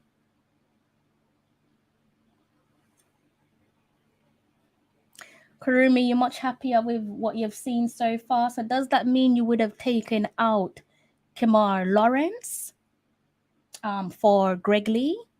I'm assuming you're referring to the recent substitution. Correct me if I'm mistaken there, Kurumi. So guys, my stream is at it again. It's definitely not been on its best behavior tonight. So it's moving a little bit stop and start, if you want to call it that. Yes, definitely proud of how they have attacked the second 45 so far, in contrast to what we saw in the first 45, a little bit more at ease with the team. And good to see that there's a bit more communication going on between the players, judging by their gestures, trying to organize each other on the pitch. That's quite pleasing to see. And I did say that, in the first 45, we saw Andre Blake a little bit annoyed, and rightly so, with what he could see in front of him, that being the defense. So it's good to see that some communication has improved with our defensive players. Gonna be a nervy last 20 minutes. It will be a nervy last 20 minutes. I was nervous before kickoff. Can you imagine how I'm feeling right now? Even though I'm a little bit more calmer. You're saying go Jamaica. Who do you support? Quite nice to see yourself, Mr. Ruiz, on my live stream. First time seeing you here. My apologies, and I hope that this isn't the last. You're saying go Jamaica, so if you're saying that, then I'm a massive fan of yours, Louise. Ruiz, I should say. My apologies. I hope you have a pleasant weekend.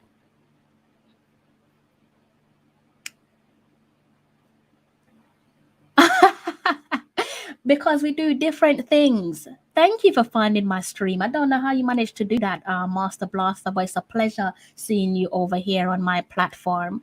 Yeah, we do slightly different type of works. The guys, I think they watch the national side in their own time, and also it is coming up to 2 a.m. in the morning, so they're probably fast asleep. Ernie's probably sleeping.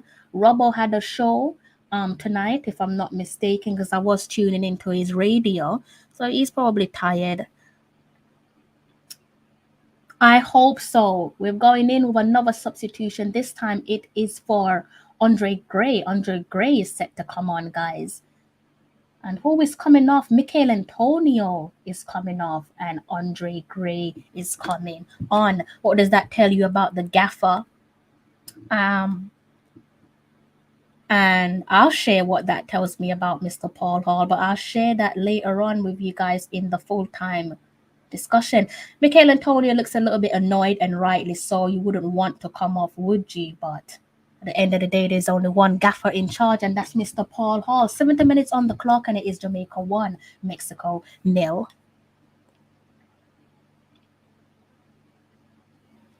Yeah, you're referring to that game against the United States, again, back at the office. So I hear you. Canada are beating Honduras. Surely they're gonna qualify. Now I don't think there was any question marks as to whether Canada would qualify, given how they've started their campaign so far. They're the only ones in our group, if I go back to that table, that is undefeated. So they should most certainly qualify for the World Cup. Thank you, Dwayne. Thank you. Pleasant comment from yourself. Good day to yourself, Dwayne. I hope you're having a solid week, and I hope that you have a smashing weekend when it comes.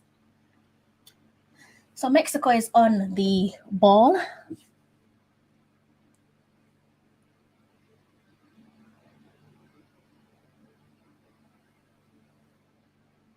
I just want to kickstart my weekend in the right and proper way, and I really want to beat the Mexicans. Carlos, I'm so sorry. I know I've said it a number of occasions, but so desperate for 3 points, not because we need 3 points, but it's against Mexico. This is history unfolding before our eyes, guys. How many times can you say in your lifetime where you've seen Jamaica beat Mexico? I'm referring to the Jamaica men's national team, obviously, because that's who is playing. How many times can you say that you've seen Jamaica men's national team beat Mexico within the last couple of years? So let's say within the last decades.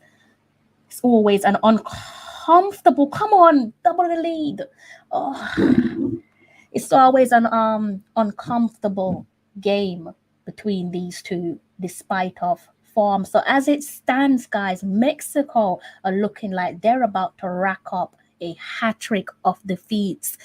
That being said for their last three games against Canada, the United States, and now it might be Jamaica as well. Maybe saving Antonio for the Panama game, but I would have kept him on. Could be a job winning defensive. Could do a job winning defensive headers. Yep. Same to you. Thank you, Dwayne.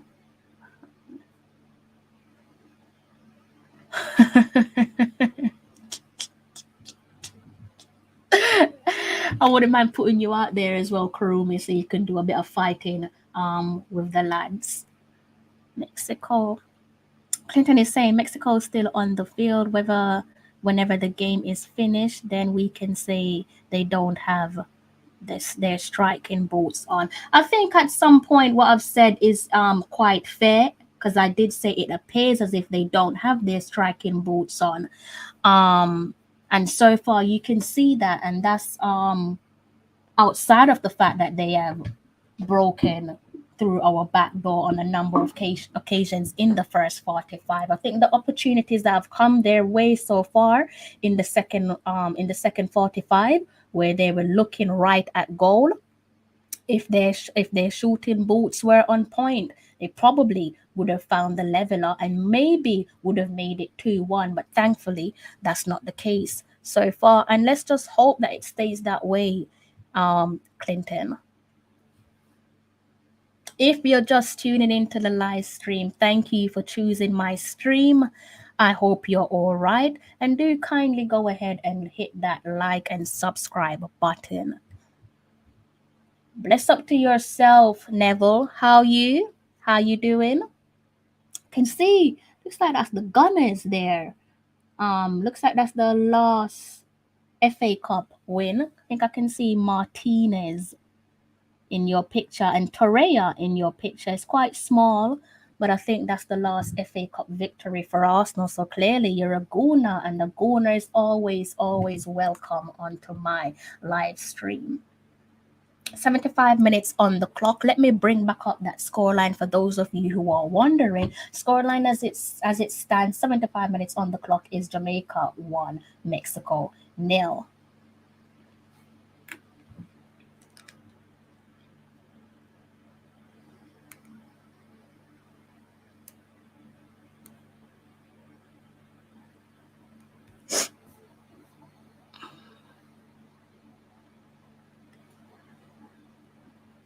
And at this point, I think it's safe to ask you guys to gather your full-time thoughts of what you've made of the game so far. I know many of you who support the black, gold, and green love that goal there from Daniel Johnson. Did say that it's been a while that Daniel Johnson has put his name to the score sheet, and I'm delighted to see that he's once more back on the score sheet for his nation. Quite pleasing to see.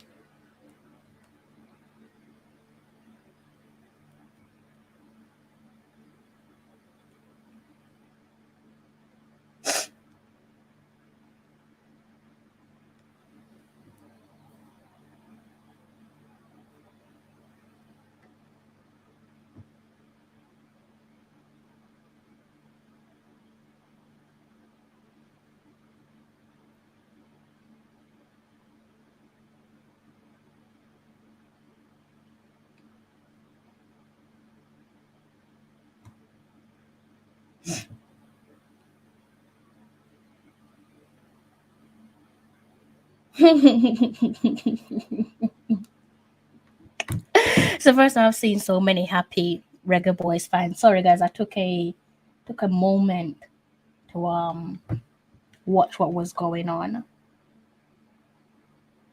social media.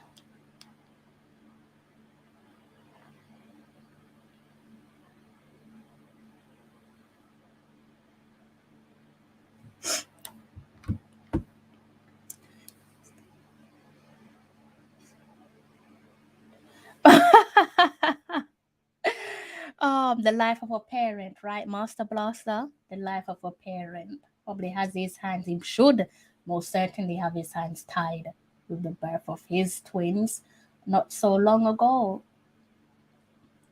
So we're going to have Javane Brown pulling up here on Miley. Yes, he is pulling up there with an injury, guys, and he's down receiving some treatment. So, bearing in mind that it is 78 minutes on the clock, we might see Alvis Powell brought into the game. We've got that chair that I touched on earlier on, the chair with the wheels on it. I don't understand why you don't just get a stretcher. But maybe that one's much more safer and easier to work with. So nice to see that he doesn't need assistance, Javane Brown.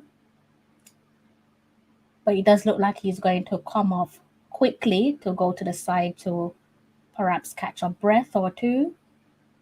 And we might see a substitution. Yes, we are seeing a substitution. And who is this? It looks as if it's Alvis Powell that's coming on, and he's coming on, guys, for Javane Brown. So there you have it, Alvis Powell on for Javane Brown.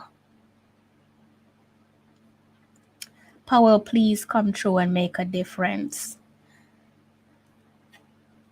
Well, at some point I might have to stop looking at the comment section. You guys are making me panic because I think your game is slightly ahead of mine's.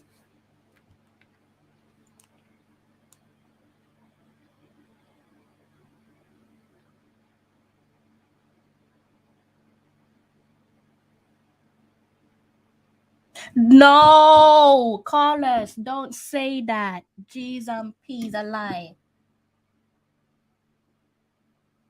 It's a lie. You guys are lying to me. Your stream is ahead of me, or your TV is ahead of me, but surely you're trying to make my anxiety go through the roof, Carlos. You're telling me a fluky goal can't be. See, Super Nick, based off Super Nick's reaction, can't be. Let me watch this game to see. You guys are definitely miles ahead of me with this one.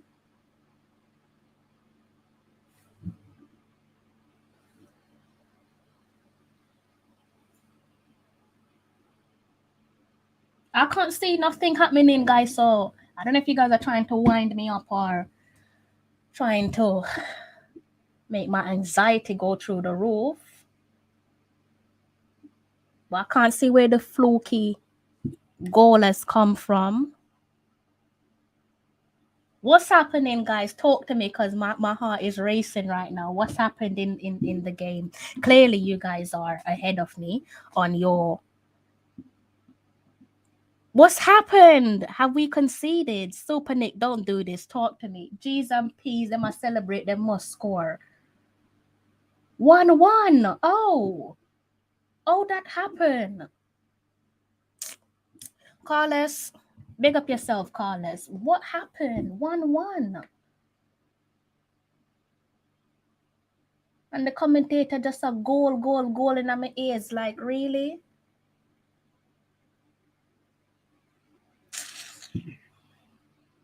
How? Who is at the... Oh, Jesus. It's 1-1, guys. 1-1.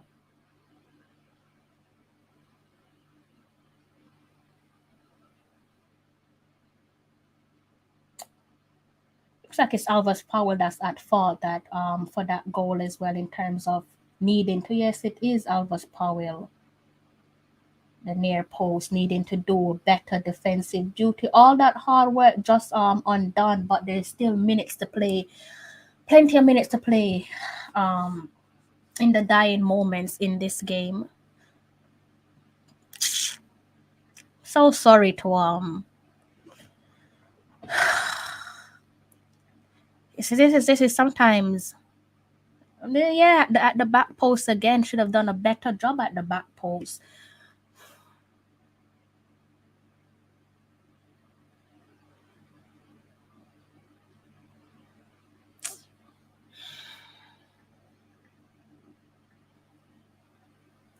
This is why you mustn't leave your happiness down to football, because they can make and break you just like that.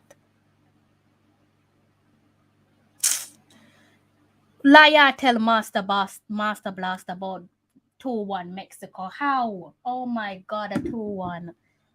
Jeez and peas, man. Reggae boy is really self-destruction again. Self-destruction again. Hard of hearing. No, they don't learn. Fair play to yourself, and they look depleted at this moment. 83 minutes on the clock. Jamaica 1, Mexico 2. They look depleted. You got Paul Hall that's just got his hand on his head. Like, what do you say to that?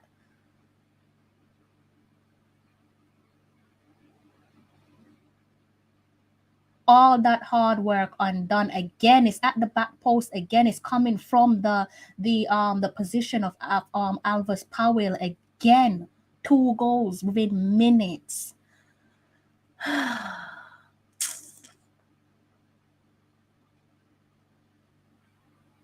Guys, before I go through the full-time analysis conversation with you all, I actually need to nip to the ladies. I'm gonna put this live stream in the comment section because I want one of you to come on here with me. If one of you could come on here with me, I would greatly appreciate it. So do click on this hyperlink, this comment right here. And please do try to have a fairly lit or a well lit background. And also please try to keep it pleasant. Try to make it child friendly for parents who have children either in the same room as them, or close by. Oh my God, man. I don't even know if it's a luck or if it's habit. A habit of beating ourselves, a habit of letting ourselves down. Can't. Please do, Carlos, I really do want to see you on more of my live streams, even if it's not necessarily talking about CONCACAF qualifiers. Maybe it's just about my regular reggae boys and reggae girls roundup. I really do want to see you on further live stream because I love your energy. Same goes for Super Nick as well. Love your energy. FW, Karumi, Brian, all the guys in the comment section. I can't possibly name you all. Jasmine, I don't know where Jasmine's gone, but Jasmine comment should be here somewhere. Love your energy as well. Master Blaster, quite used to yourself, Master Blaster, on Friday nights. Dark Side, Rum Punch. Love all of you guys' energy. And it's great to work with. I love when I have talkative people in the comment section. If Tapa had been sacked earlier, we would have been further ahead in progression terms. Can't really argue with that, can you, Super Nick? Too many chop and changes. Far too many chop and changes. But in a game like that, many are going to argue that that change to Javane Brown cost us. And you can't really argue against it because it's come in that position of Alvis Powell, who came on for Javane Brown. And I did touch on Alvis Powell yesterday, didn't I? Touched on Alvis Powell, Kevin Stewart, Peter Lee, and Liam Moore in terms of the 4 players that I'm keeping an eye on. And I've decided to keep an eye on them in terms of the way they've been integrated or reintegrated back into the squad for a number of reasons. It's really the hope that kills us. It really is the hope that kills us. So again, guys, if you're in some form of decent spirit, please do go ahead and click that link on screen and come and join me for 5 minutes or so. It is now 6 minutes to 2 a.m. I need to nip to the ladies, but I'm going to do it right bang on full time. And then I'm going to come back and talk some more with you all. And hopefully you guys will still be here. Hopefully nobody runs off. Let me get that up back on screen. 2-1 to Mexico, 87 minutes on the clock.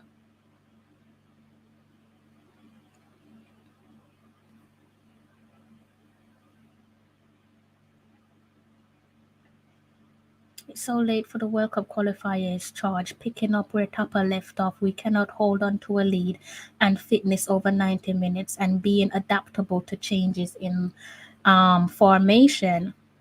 I did say in our from our I say our but from the gaffer's first press conference some months back that he has an uphill battle on his hands in terms of trying to galvanize the nations, trying to change that toxic culture.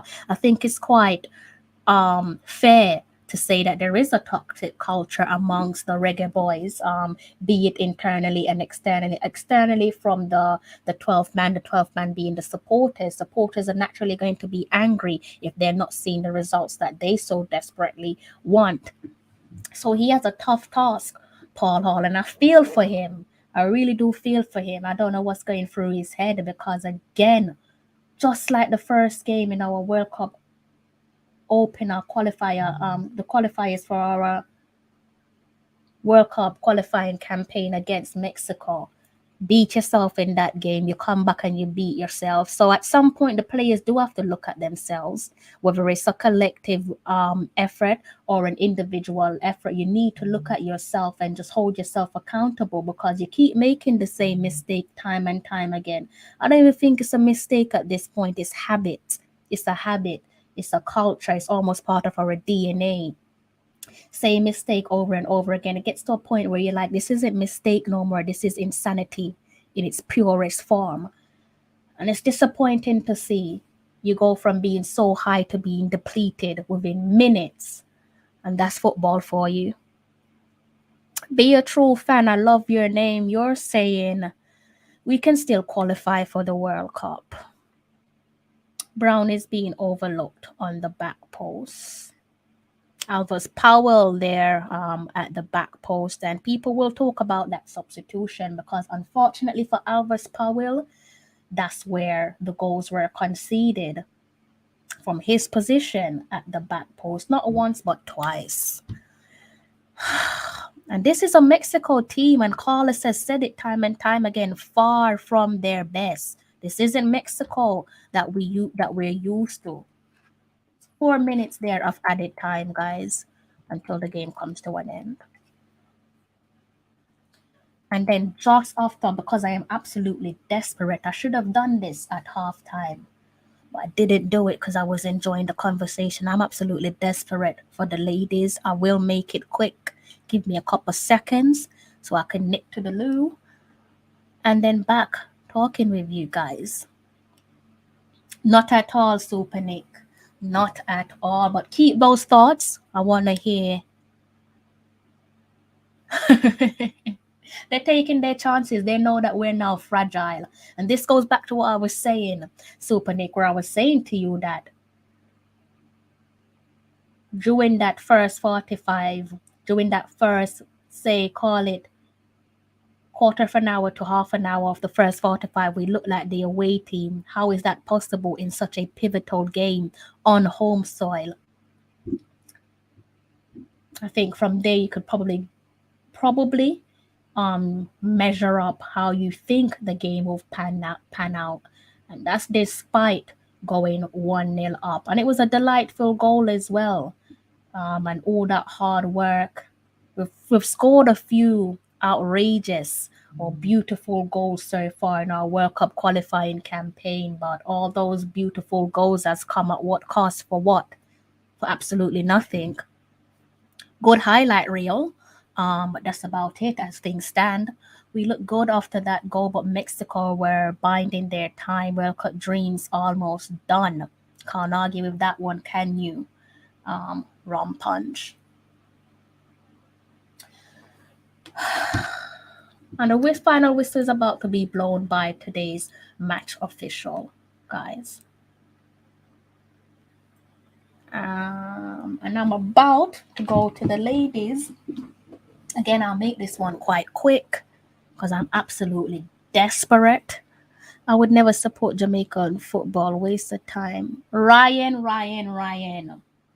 this is your country. Don't let nobody or no one stop you from supporting your country. Full time there at the office, guys. It's Jamaica 1, Mexico 2. So call us Congratulations on handling business. Mexico did what they had to do, and I'm going to get into that in a few. But before I get into that, let me just pop over to the ladies. Just bear with me. I'll be back in a bit.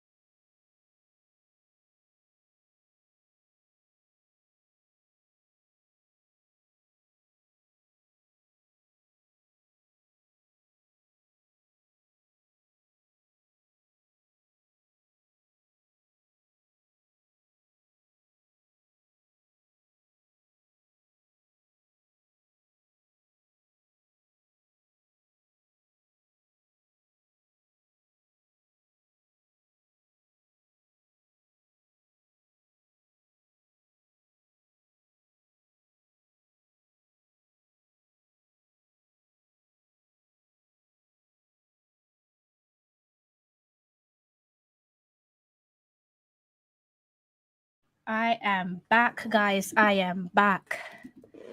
Mr. Devon Porter, have yourself a wonderful night and, more importantly, a blessed weekend, Mr. Porter. Gonna let the Mexicans enjoy their run, guys. We're not gonna try and begrudge them. It is a football game at the end of the day. I'm actually over the moon, guys, not because of the result, but because of who I have in my studio. I can actually put a face to the name. The lovely Carlos, who is a Mexico fan. You would have seen Carlos's comments throughout the game, and I'm about to bring him up, guys. During the conversation, please feel free to fire any questions to myself and Carlos. I really want to know what you guys make of that full 90. So let's bring Carlos on screen. Mr. Carlos, how are you? Good evening. How's it going? It's going good. How are you? I'm sure you're delighted with that result. Well, it's just another step to the World Cup. But to be honest to you, if you remember my comment from what I said that Mexico has regressed throughout the years. I mean, this is coming from the heart, because I suffered a lot watching us just get piped every second round. The thing is, I mean, like I said before, back in the days, everybody feared Mexico. Everybody was afraid to go to the Azteca back in the days, Yeah. But now it's like, Costa Rica broke that. It was like sometime I think it was the early 2000s, I believe. Costa Rica beat Mexico in the Azteca, and then Honduras, and then the U.S. beat, Mexico in the Azteca during a friendly. I mean, to be honest, the Azteca is not a very dangerous stadium. But the thing is, though, the reason why I said Mexico has regressed is because we overhype a lot of these players. Mm-hmm. I mean, I know I'll probably get a lot of hate from this, but I'll be honest. Some of the players that we have on the pitch, Hector Moreno, he's good, but he's not as young as he used to be. And if you mention Araujo, the guy that threw the elbow on Antonio, I think it was. Yeah.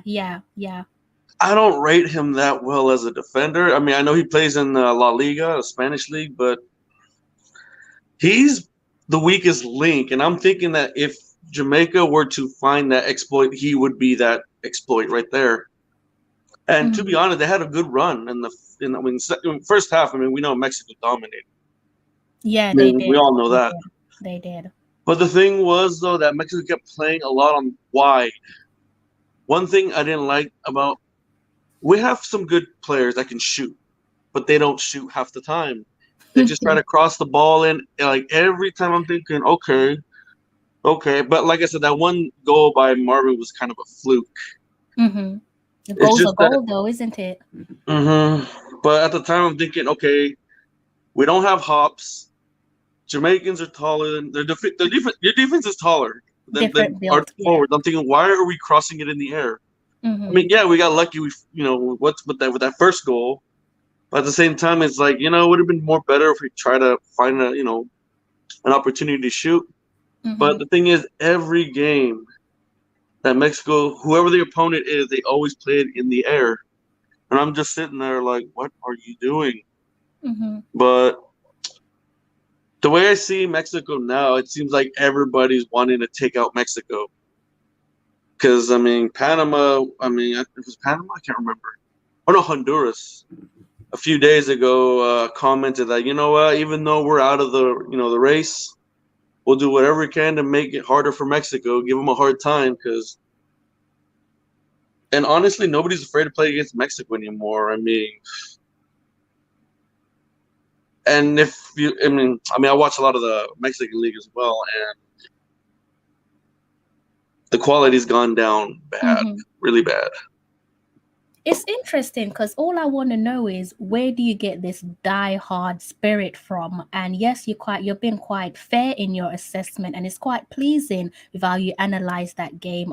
Without knowing where you're from, many would assume that you're either a neutral fan or you are on the side of Jamaica. So thank you so much for being quite transparent with your Of analysis. course, I mean, what I see is, I'm not afraid to tell it like it is. I mean, yeah, we won, but think of how much we struggled. I mean, Yeah, yeah. we Where should where have. where do you get that die-hard spirit from though? Because you're looking at that game and I'm thinking, not saying that we're home and dry, taking out of brushing aside the fact that you guys are one of our biggest rivals, and if you're not Mhm. looking at past results over the last decade, within that moment we're looking at it thinking Jamaica's about to create history. But two chances came you guys' way and you capitalized on it. And it's fair to say that we know, without following Mexico, that this is far from their best or most exciting squad. But that ability to have that die-hard spirit, is that ingrained in your culture, in the Mexican culture? Um, well, we always seem to have that fighting spirit that a lot of people always say that we have. I mean, not Mm-hmm. only do we see that in football, but you also see that in boxing as well. Yes, I think it's yes, something about that pride. It's like, yeah, even back in the days, when Mexico used to compete down in South America, oh, we were not afraid to go after anybody, whether it was Brazil, Argentina. I mean, those were some big teams back in the days. I mean, they had Batistuta, they had freaking Crespo, Cordoba, all these big players down yeah, in South America, and then you had Romario, like the '94 squad Brazil when Mexico was just butting heads with them. yeah. I mean, it's just something about that pride. It's like the fighting spirit, the pride. It's like, you know what, people are gonna look down on us. We don't care. We're just gonna cause an impact. Mm-hmm. Mm-hmm. But I It's haven't really been seeing that these last few years. Yeah, yeah, and it's interesting because I was looking back at your last four games. You might not have caught this on the live stream, but I compared the results from your last four games to the results for Jamaica's last four games, and we were in better position. I believe you guys conceded 9 goals over the last four games, and that would be friendlies and World Cup qualifiers into consideration. Coming into this game, it looked as if you guys could potentially register a hat trick of losses, straight consecutive losses in the World Cup Yeah, qualifiers. Surely that's unthinkable for Mexico. it's frustrating, really, because the thing is, we're used to just wiping the floor with everybody. But now, Mm-hmm. with modern times, I mean, players get older, and the problem with Mexico is they're not developing a lot of youth players, especially in the leagues, because nowadays, it's like if you look at the American squad, for example, right? How many of them young guys just go straight to Europe? Doesn't matter where they go, they're going to be discovered somewhere, and then all of a sudden they're Yeah, playing on a first division team in the Premier League or in Bundesliga. yeah, The thing with Mexico is that these players get too comfortable to play in Mexico because they're already set for life. But the thing is, like, they don't challenge themselves. But as you look at it now, it's like for example, the USA Mexico game. I mean, I'm not even gonna go there, but I have to anyways to kind of get you to kind of understand. The thing is, though, is like we were playing against kids, Mm-hmm. and of course, U.S. I mean, not only do they have these kids were just like they had the strength, they had the speed. That's something that Mexico lacks in, because we rely too heavily on these older generation players that we have. I Yeah. mean, you look at Ochoa, the goalkeeper. You got Guardado. He's like almost towards mid-30s now. Ochoa is about the same too. Forgot to mention. Who else? You got Funes Mori. Funes Mori, he's like 34, I think, 33, Mm-hmm. 34. And then you got, of course, Jimenez, but he wasn't there, but he's already in his 30s. Then you have Tecatito Corona, who's I think he's already in his 30s as well. So we got a lot of players that are like 30 and up. And we don't really Mm-hmm. have a lot of younger generation. I mean, we got some guys here and there, but it's just, I mean, the problem with Mexico is they really need to bring up these younger generation if they're ever going to try to be, that strong team that they once were back in the 90s and early 2000s. Mm-hmm. Mm-hmm. Be But I honest. mean, Going into the game. Sorry to cut you off. Actually, no, it's fine, fine. I'll allow you to finish off your sentence. Sorry Oh for no, cutting you off. I'm good actually. But go for Sure. it. Yeah. Being that you again came into this game on 2 losses, and I think it's losses that you could probably sleep peacefully with, because it was against the 2 league leaders in the group, that being USA, which you've quite rightly touched on Canada. Looking at Jamaica, despite your healthy record over us, with the lack of momentum that you guys came into the game with, Yeah. did you say to yourself, you know what, I can actually, or Mexico can beat Jamaica despite having a poor momentum going into the game? No, honestly, I didn't really think of that, to be honest, because I'm thinking, I mean, the way Jamaica played second half, before that, that red card, unfortunately, Yeah. I was thinking Jamaica had a chance to probably at least get 2 in, and they were pushing us back. And I'm thinking, you know what? Uh-oh, it's happening. That's all Mhm. that was on my mind. I'm like, uh-oh, it's happening. It's happening. Yeah. Yeah. Yeah, that's I think I was probably on the same road as you, and that was purely based off the goals that Mexico Hmm. have conceded 2 goals on a number of occasions over your I didn't last get 4 in games. 3 minutes. Oy. Yeah, so I was under the impression that we might see more of the same with Jamaica. Unfortunately, guys, that isn't the case. Let me just remind you guys, for those of you who are just tuning in, that we have lost yet again against one of our biggest rivals, that being Mexico, losing 2-1 at the office, just like we did earlier on when our World Cup campaign started off with Mexico. So you guys seem to have the winning formula against Jamaica over the last couple of decades where you've watched both nations. What's the one thing that stood out with Jamaica for you, where you just look and think it's inevitable that Jamaica will play in such and such a way? Well, the way I think what made I don't know if actually no, what it was once the second half started, I'm thinking the only way Jamaica could actually push back Mexico if they throw a second striker. I Yeah, mean, honestly, for me, I don't understand just having the one striker by himself. lone forward. Yeah. I know. I mean, if you have a good midfield that can feed to him, or at least, but Jamaica didn't seem to have that. I was thinking more of like the only way Jamaica would ever get Mexico is on a quick counter. Mhm. I mean, that's what I was thinking. I've seen that a lot happening. I'm thinking,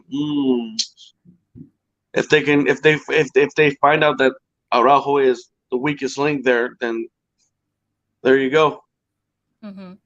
But when I saw that first goal, I'm just like, okay, here we go again, another L. I mean, of course, I mean, I can't even remember the last time. Oh, when was the last time we lost here? I know it was in the 2000s when we had Sven Goran Eriksson.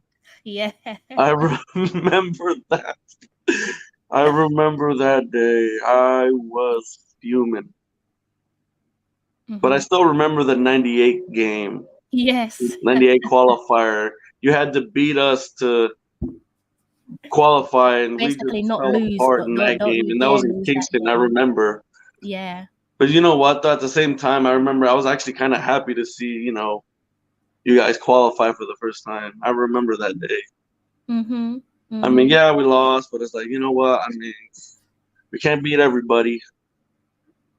Of course, nowadays anybody can beat us. Mm-hmm. Anybody can Except beat us. us, it seems that even when you guys are regressing, it seems that we can't find a winning formula against you guys. How do the Mexicans view Jamaica in your neck of the woods? What do they think of Jamaica? Not just as a football, not just for football, but just as a nation. What do the Mexicans think of Jamaica? Well, obviously Bob Marley is one thing. I mean, come on. I mean, that's an obvious. But as well as like reggae music in general. Mm-hmm. But I know Bob Marley was the one thing that they would think of. But as well as what's your fame Usain Bolt, your track and field team. track I mean, and you field. guys are just amazing.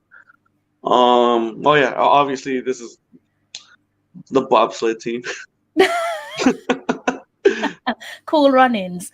Cool runnings, yeah. But even Yeah. the current team, I think, was back in Calgary, right? yeah, Yeah. the recent one, yeah. Oh no, there was the recent one too, where they had that. I forget what year it was, but people donated bitcoins to the Jamaican bobsled team so they can go to Oh the yeah. Olympics. Yeah. It was in Canada, I think it was. I thought you was talking about like the first. Oh yeah, no, that one, yeah. Which was obviously made. I'm talking about the more recent one too. Yeah. It's interesting. I'm seeing Jamaicans on ice in bobsleigh. Historic, and it's always pleasing to see. Hey, I mean, big ups to you guys on that. I mean, big ups. I mean, Mexico, I don't even think we have a winter team. Maybe a one person skiing, but that's about it that I can think of. You've got someone who definitely agrees with your point, which you touched on, and saying, in the matter of us playing with a lone striker and a weak midfield. She's saying she don't understand it. And Jasmine, I don't think anyone can disagree with you here. A lone striker. I was one of those people who wasn't against the Jamaica starting 11. I think it's one of the strongest starting 11s that I've seen, most certainly in our World Cup qualifiers. And I thought we could get the job done. And I was relying on the fact that Mexico came into the game on poor form. But in hindsight, I think I did touch on this at the start of my stream, that they lost their last two games in the World Cup qualifiers against the two leaders at the top of the table, which is the United States and Canada. So it's somewhat expected, given the way in which Carlos has described this new crop of Mexican team, where you've got the age senior players probably stifling the progression of your senior and gifted up and coming stars, right? Exactly. And on top of that, we didn't even have what's his name, Jimenez or Corona. We didn't. Well, I think it was through COVID reasons. I guess I'm not sure, but they were there, but then they couldn't play. Or I think one of them got. I don't know. I can't remember, but I remember that they were there. They arrived, but then all of a sudden they couldn't play because it's like, oh well, there goes those two guys. And to be honest, I didn't rely much on Funes Mori. The one guy they had, the Argentinian guy that they nationalized, he's just terrible. His brother's a better player, which is funny, and he plays for Argentina. Go figure. How do you rate your World Cup qualifiers so far, and how do you see this one panning out? Do you think you can get over the line and make your way to Qatar at the latter stage of the year? The way I see it, okay, for this qualifier, I'm assuming from 1 to 10, I guess. Yeah. 10 I would have to rate it a 4.5, maybe 5. Really? You're quite harsh on yourself. I mean, it's within reason, isn't it? Because you're used to a certain level of football. So yeah, I mean, the thing is, as a fan, I mean, I want more. Like, I demand more. But the thing is like, and this is what I tell everybody. I mean, even other Mexican fans, they look at me like, "Oh, you're crazy. You're stupid. You don't know what you're talking about." Like, what are you talking about? We need to raise up our expectations, raise our standards. But the Mm-hmm. problem is, though, and I don't know if you ever heard this, but in Mexico, we're always crying. There's a thing about crying about the fifth game or el quinto partido, dicen, or what they say. Mm-hmm. Because we always qualify to the second round, we get piped. We Yeah. never have once gone to a fifth game since 1986, and that Yeah. was in Mexico. Because I said from when I started watching the World Cup, 1990, Mexico got disqualified. They didn't qualify for that.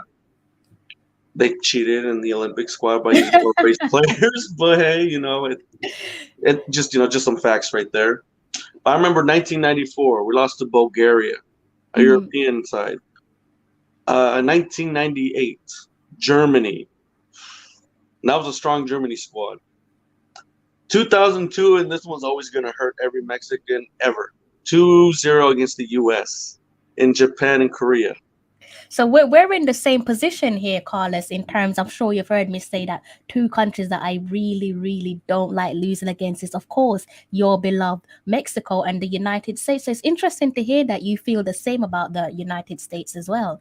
Oh, they trust me. Since that day, they've been riding on it for years. And and this was in the 2002, right? From there on out, Mexico has always struggled to play in the U.S., especially in I don't know, I think it's Columbus, Ohio, where it's just nothing but freezing cold snow. I'm thinking, yeah, no, we're not even gonna. I mean, I think we won it 4 years ago when USA didn't qualify for Russia. But I remember that was like the last time the first and only time we ever beat the U.S. in Columbus. But yeah, I mean, even Landon Donovan, when he was playing his last few days in Mexico, he had the number 20 shirt. And everybody asked me, why number 20? Oh, I just want to remind the Mexicans the 2-0 game back in 2002. I'm like, wow, thank you, Landon Donovan. I mean, I rate him as a great player. Yeah. But he didn't have to rub it in. But, hey, why not? I understand. I mean, it's good banter. It's not. Yeah. But even to this day, a lot of Mexican fans tend to forget about that. But it's like, they would always bring it up. If it happens to be another 2-0, guess what? They'll bring it back it's up. that long-term bragging rights from the United States. That one was the more. So, but yeah, 2002 was the more painful one. Yeah. And then I think 2006, Argentina. 2010, Argentina again. And what's that? 2012? No, 2000. Yeah. 2010, 2014, we lost to Brazil. Yeah. Oh no, Netherlands. It was Netherlands. It was the Netherlands. And then 2018, we lost to Brazil. But if you look at that, besides the U.S., it was always European or South American sides that we always get piped in the second round of the World Cup. So, to be honest, even if we make it to Qatar, I really have no expectations of. We might get out of the group. That's probably the best way to approach these games. And someone did touch on earlier on in the comment section and said it's the hope that kills us. And I think I should probably approach our next two games for January and for February as well with a little less hope, because it's definitely the hope that kills us. I can see someone in the comment section. He says, so I'm assuming, actually it's not good to assume, this person has said that, is it just me or am I the only one who thinks Jamaica played too rough? I think it's probably no, I definitely don't think they played too rough. I think when you I think it was just an unlucky approach with that red card. Yeah. Because I mean, honestly, I don't know how. I mean, this is why I hate VAR sometimes. Like I mentioned earlier, that referees always seem to get it wrong, even if it's like right there in their face. Yeah. Because I mean, he clearly got the ball first, but I can understand. Yeah, okay, the aftermath, but yeah. No, I mean, he got the ball first. He was going for the ball, and the other guy just happened to, put a foot there, and he just happened to, just cleat him. But I mean, I've seen something worse earlier before this match, and I'm sorry to go off to the side. No, it's okay. I was watching the Ecuador-Brazil game earlier. Yeah. And crazy game. Crazy. Oh, you saw that game? I saw that game. How could I not? Oh my goodness. Challenges. So many challenges from VAR. I'm like, really? Yeah. I'm like, what is this ref on? I mean, come on.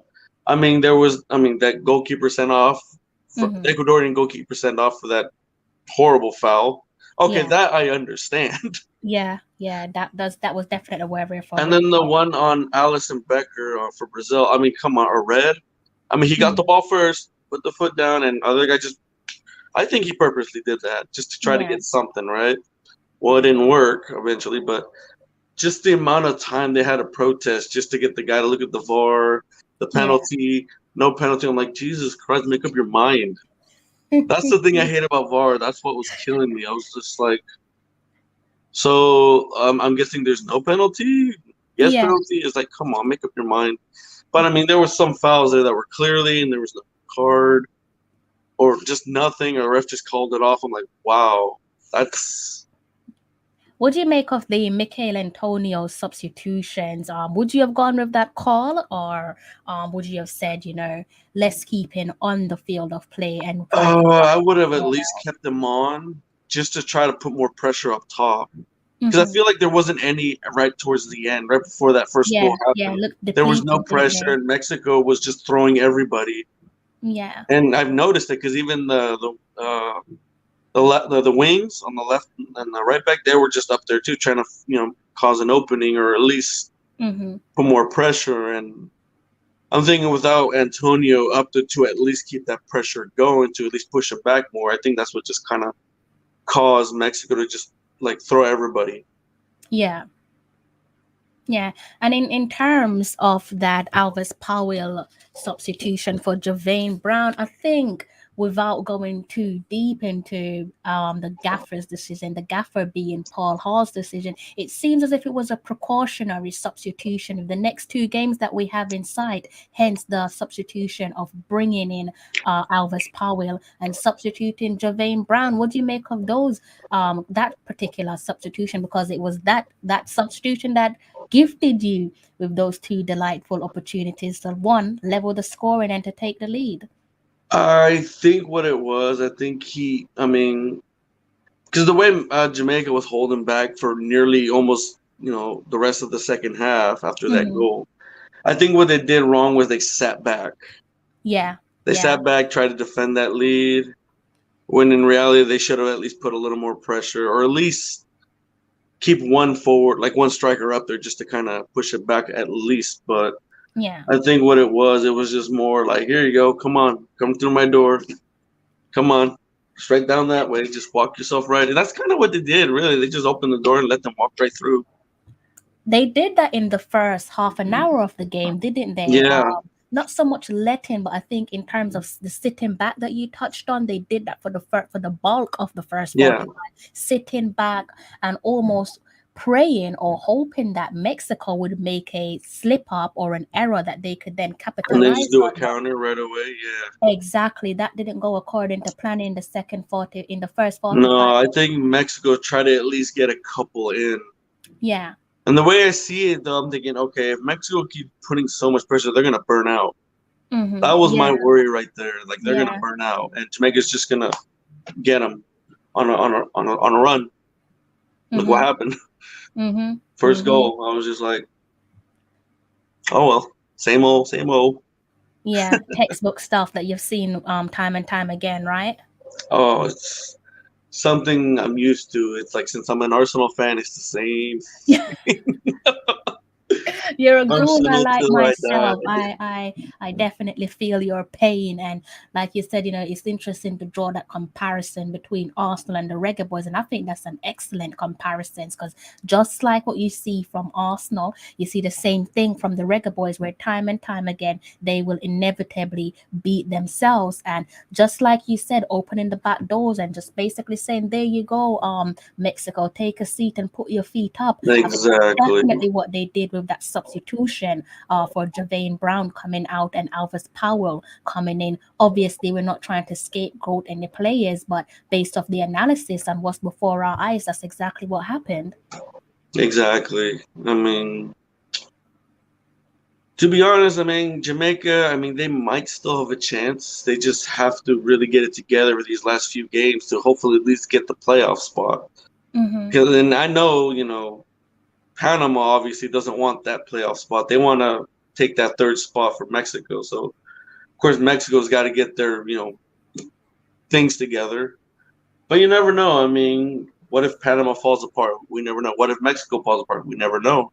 That's the thing, though, Carlos. This is the position as a 12th man. This is the position that I absolutely hate, because I can see why certain section of the 12th man would just wave their flag or wave the white flag and just call it a day, because it's an uncomfortable position to be in, where your future rests in the hands of other nations. Like, we're just sitting back and praying that one of the other nations that you touched on slip up, and that's a dangerous game to go Yeah. play. I was hoping that tonight we would finally, and we've said it time and time again since the World Cup qualifying campaign got underway, that this will be the game where we finally kickstart our World Cup qualifying campaign. And had we done the unthinkable tonight, I think that would have given the squad a huge A little lift up at least. Yeah, which get is them going, get them the confidence. It's most certainly needed, because I think at the moment, when I look at the Reggae Boys, it kind of, if I can just remove this comment and also remove my comment briefly. When I look at the Reggae Boys, they kind of remind me, you know, like when you go to, like, when you're on roller coasters, right? Yeah. How our World Cup journey has been so far, where, you know, you're on the roller coaster and you get to a point where your body's a bit like this.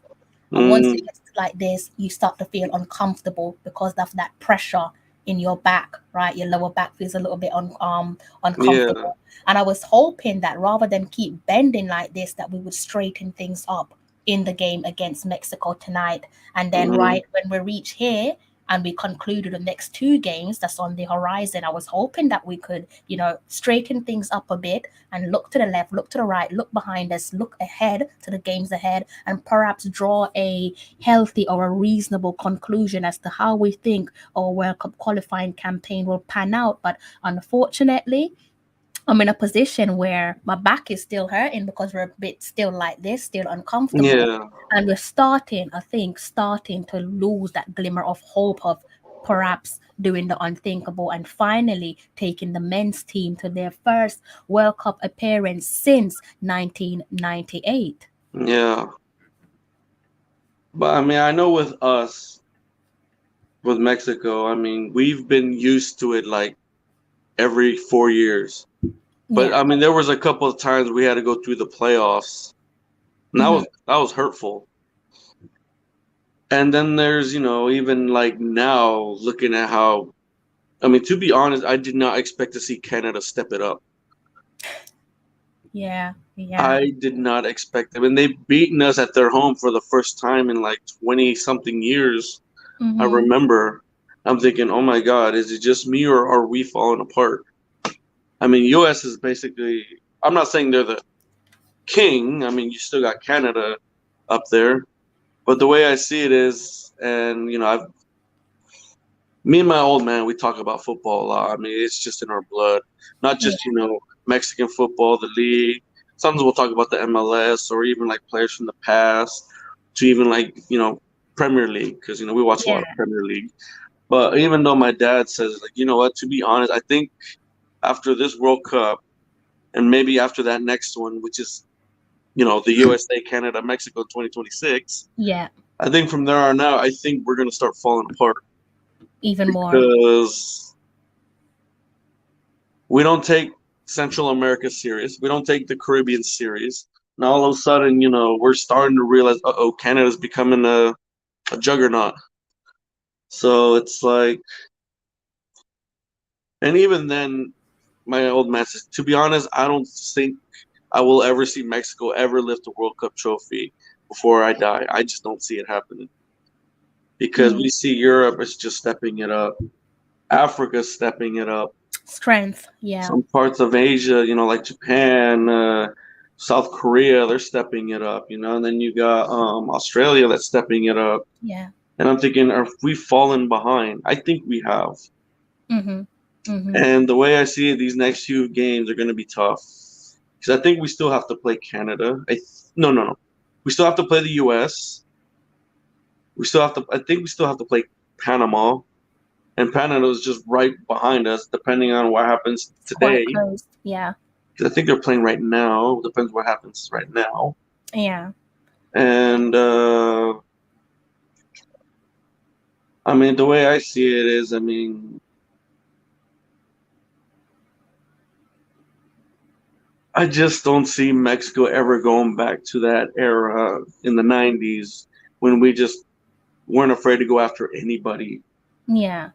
Yeah. I just don't see that happening anymore, especially with the newer generation. They're more about just being financially secured, not so much for the shirts or the passion. I mean, it's dead. Yeah. It's dead. Yeah, it's quite telling to hear you say that. And guys, it speaks volumes. We cannot beat a Mexico side that is regressing. And this is the words of a Mexican national, somebody who lives and breathes the colors of the Mexico colors. This is somebody who has told us time and time again throughout that 90 minutes of football that this is not the same Mexico. Heavy emphasis on their age players, and we still are incapable of getting the better of Mexico, both away and also on home soil. So it's quite telling of where we're at as a footballing nation. Before I go, I'm going to be giving us another 10 minutes here, guys, and then I'm going to have to love you and leave you. But Carlos, please hang tight. Please don't go just yet.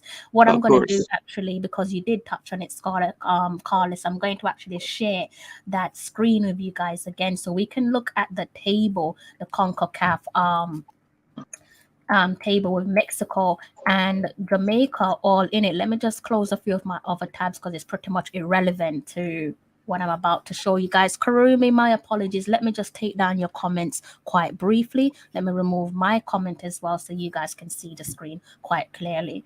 And let me pop over and do a shared screen for you all. So if we go over here, guys, and see Mexico, give that a bit of a refresh. And sorry for the results that you're about to see. You would have already known the results if you followed tonight's game. We're going to pop down here quite briefly. You would have seen tonight's result against Mexico. Mexico avoided a hat-trick of defeat in the World Cup qualifiers, beating one of their fierce rivals, Jamaica, 2-1.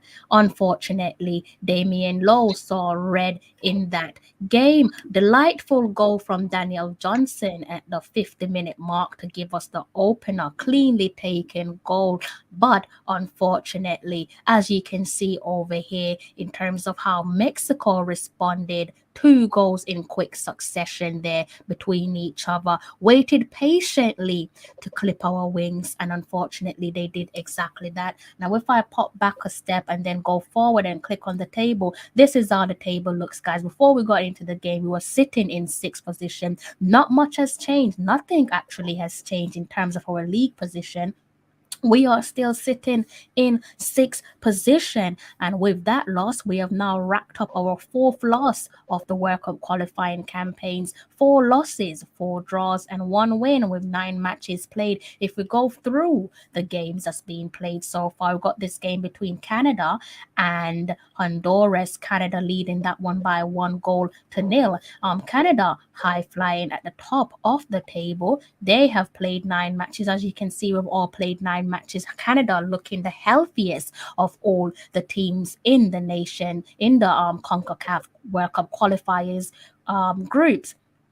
9 matches played, 5 wins, 4 draws. This is all important here for Canada. 0 losses, 19 points. Just below Canada, we have United States on 18 points and sitting in 3rd position, and you can't argue with that. Is our opponents for tonight, and that is Mexico. They have climbed up into the 3rd place position. Just below them is Panama on 15 points, and just below Panama you have Costa Rica, the closest team to Jamaica in terms of looking upwards in the table is Costa Rica. Costa Rica sitting on 10 points, and in 6th position, as I've quite rightly touched on before, is Jamaica, the black, gold and green, sitting on, unfortunately, 7 points, and below us is El Salvador and Honduras respectively. So let me go back again over to the live stream so you guys could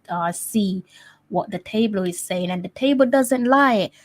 It's unfortunate. Again, congratulations to Carlos and Mexico for handling their business. Two chances came towards Mexico Desperately. in the end, and they Desperately. capitalized on it. I would love to see Jamaica put themselves in a position like that and be ruthless instead of doing the usual insanity with regards to maximizing their potential and taking 3 points out of a game. Let's see what everyone's saying in the comments section. Leave everything for this player tells. It's interesting what's going on all around, isn't it, Karumi? We could go all day long when we look at certain players. We just need to concentrate on the under 23, try to win the Gold Cup, then build on it. At some point, we have to set up the appropriate building blocks. They will be the future of the national team. Absolutely. For sure. Players like Tyreek McGee. You could throw Liam, or you could keep calling him Liam. Lamar Walker in there as well. Jadine White. You can look at Richards. You can look at Peter Lee Vassell. You could look at Alex Marshall, to name a few, in terms of what we've seen over the years, players who have integrated into the national setup and say that they are the future. You could also look at the exciting bunch at Cavalier, the current Jamaica Premier League Kings Cavalier, with a handful of exciting talents, and they are the future of Jamaica. So with digital home tech here, you can't really argue with that. I think it's about getting the balance, and perhaps we could learn. Exactly. You just need a rightful manager who can actually build this together from scratch. I mean, especially 23s is good to start. Yeah. We'll see how it goes. I'm thinking by next World Cup, this will be interesting. I think Jamaica will more likely have a chance to get in, considering that it's Mexico, Canada, and US are going to host it. So it's up for grabs right there. And I would like to see Jamaica get up there and get a hold, or basically book a ticket, basically, let's put it that way. Yeah. I think they'll make it for sure, though, 2026. I think somehow you've swayed me over, pulled me over to the Mexican side. I have always had you guys down as one of our fiercest rivals, but you've been a pleasant person to speak to, and I can only treat people based off how they've treated me. So there's a little bit of a soft spot there growing for the Mexicans, and that's all thanks to yourself. Guys, we've got another, call it 4 more minutes until I have to close up on this live stream, because it's now almost 1:45 over here in the UK. So you're in the UK? Yeah, almost. Oh my goodness. Sorry, 2:45, almost 2:45 here in the UK. I'm so tired, I don't even know the time. No, I'm sorry. Yeah, almost 2:45. I had no idea, but I'm quite used to this. No apologies from your end. I mean, with what about you on the live stream, I would have done something quite similar. So you're definitely not keeping me up. It's something that I'm quite used to. Definitely, yeah. I mean, this is my first time I actually called in. So really? Yeah. Oh yeah. How did you find the stream? I was just looking for just anything that was anyone that's doing a watch along, right? But I'm thinking, because I know, for the Mexico, I was trying to find like the Mexican sites or the channels, but I'm thinking, because honestly, I like watching smaller channels. At least give them a little love, little support, just to kind of help them grow. I mean, there's a lot of other channels I follow here, mostly Arsenal related, but it's mostly like just the shout outs, Lee Gunner. And then you got Northside LDN, also another gunner. You watch Deluded Gunner? Yeah. He's brilliant. And then also, like I said, well, I think out of all of them, I think Lee Gunner is the bigger channel I follow. But, like the other ones I've mentioned, like Gracie May, Northside LDN, who else was it? I can't remember his name is, but True Gunners TV, like they're all smaller channels. Yeah. Even Diesel Gooner. I mean, they're all small channels, but I like going to them. Fair enough. Spreading the love across the board, right? Because I mean, I like smaller. I mean, of course, when it's too big, I'm thinking. But honestly, I've always wanted to call in one of them, but for some reason, I decided to call. I mean, I remember you were. I mean, thank you by the way for letting me on, and No, thank letting you me for speak. calling in. And to be honest, you are the first person that actually called in. Thank you. I definitely appreciate it. I did say earlier on that I want someone to click on that link to the live stream. So I was quite I was pleased when I saw waiting that. for somebody else to do it, but I figured, I might as well do it. Yeah, I'm really glad when I came back and I saw that you was on the live stream. I was like, okay, it's quite great. One, I get to put a face to the name, but also it's great to sit here and speak to someone added to the guys within the comment section as well. Exactly. And hopefully I can see you on further live stream as well. Hopefully this isn't the last time that I do get to see you again. Oh, no, in the near I'm future. sure I'll come around. Just depending on the time. I didn't realize, like I said, at first I never realized you were in London. I'm in Mhm. California, so Oh, really? yeah. Okay. What time is it in Cali? It's I'm gonna say 18:45. Really? Oh, yes. I went to Cali in 2016 and I was amazed by the time difference. I was like, Oh, my what part God. exactly? I Northern, was in southern? Anaheim. Oh, southern. Okay. Yeah, I mean I was I've in been there a few Anaheim times. and I made the I got mistake. family. So I was like, I was staying at the Hilton so I can see the Disneyland, right? Oh yeah. Beautiful view. And I made the Disney, mistake. California land, It was amazing. and if you can see the Hollywood, if it isn't so We did. smoggy. We actually went to a LA Galaxy game as well. I went there with a friend of mine. And also we went to the Walk of Stars downtown LA. Oh, nice. I was quite shocked by the Wait, surrounding. question though, when you went to the Galaxy game, was it during when Ibrahimovic was there? No, it was when they had Keane.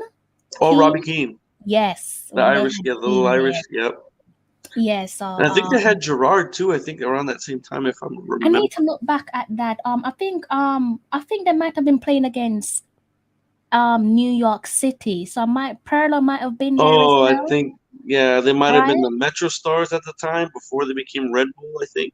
They Wasn't it? were playing. There was a few legends there on the field, and I was like, oh, okay, first time seeing Yeah. guys here out in the open. So that was quite pleasing to see. And I was surprised about the Liverpool fan base. There was a lot of Liverpool fans. Oh, there is, especially where I live. It's not far from San Francisco. There's a big Liverpool fan base there. Huge Liverpool And there's community. some Gunner fan bases as well too. Yeah, But and I think Chelsea as well. and there's also Juventus, which is like further down south by like Santa Cruz, I think. Yeah. Big Juventus fan base there. I mean, so that did catch me by surprise. As I said, when I went downtown LA and I looked at the surrounding, and I'm like, I mean, you can see the Hollywood sign, right? yeah.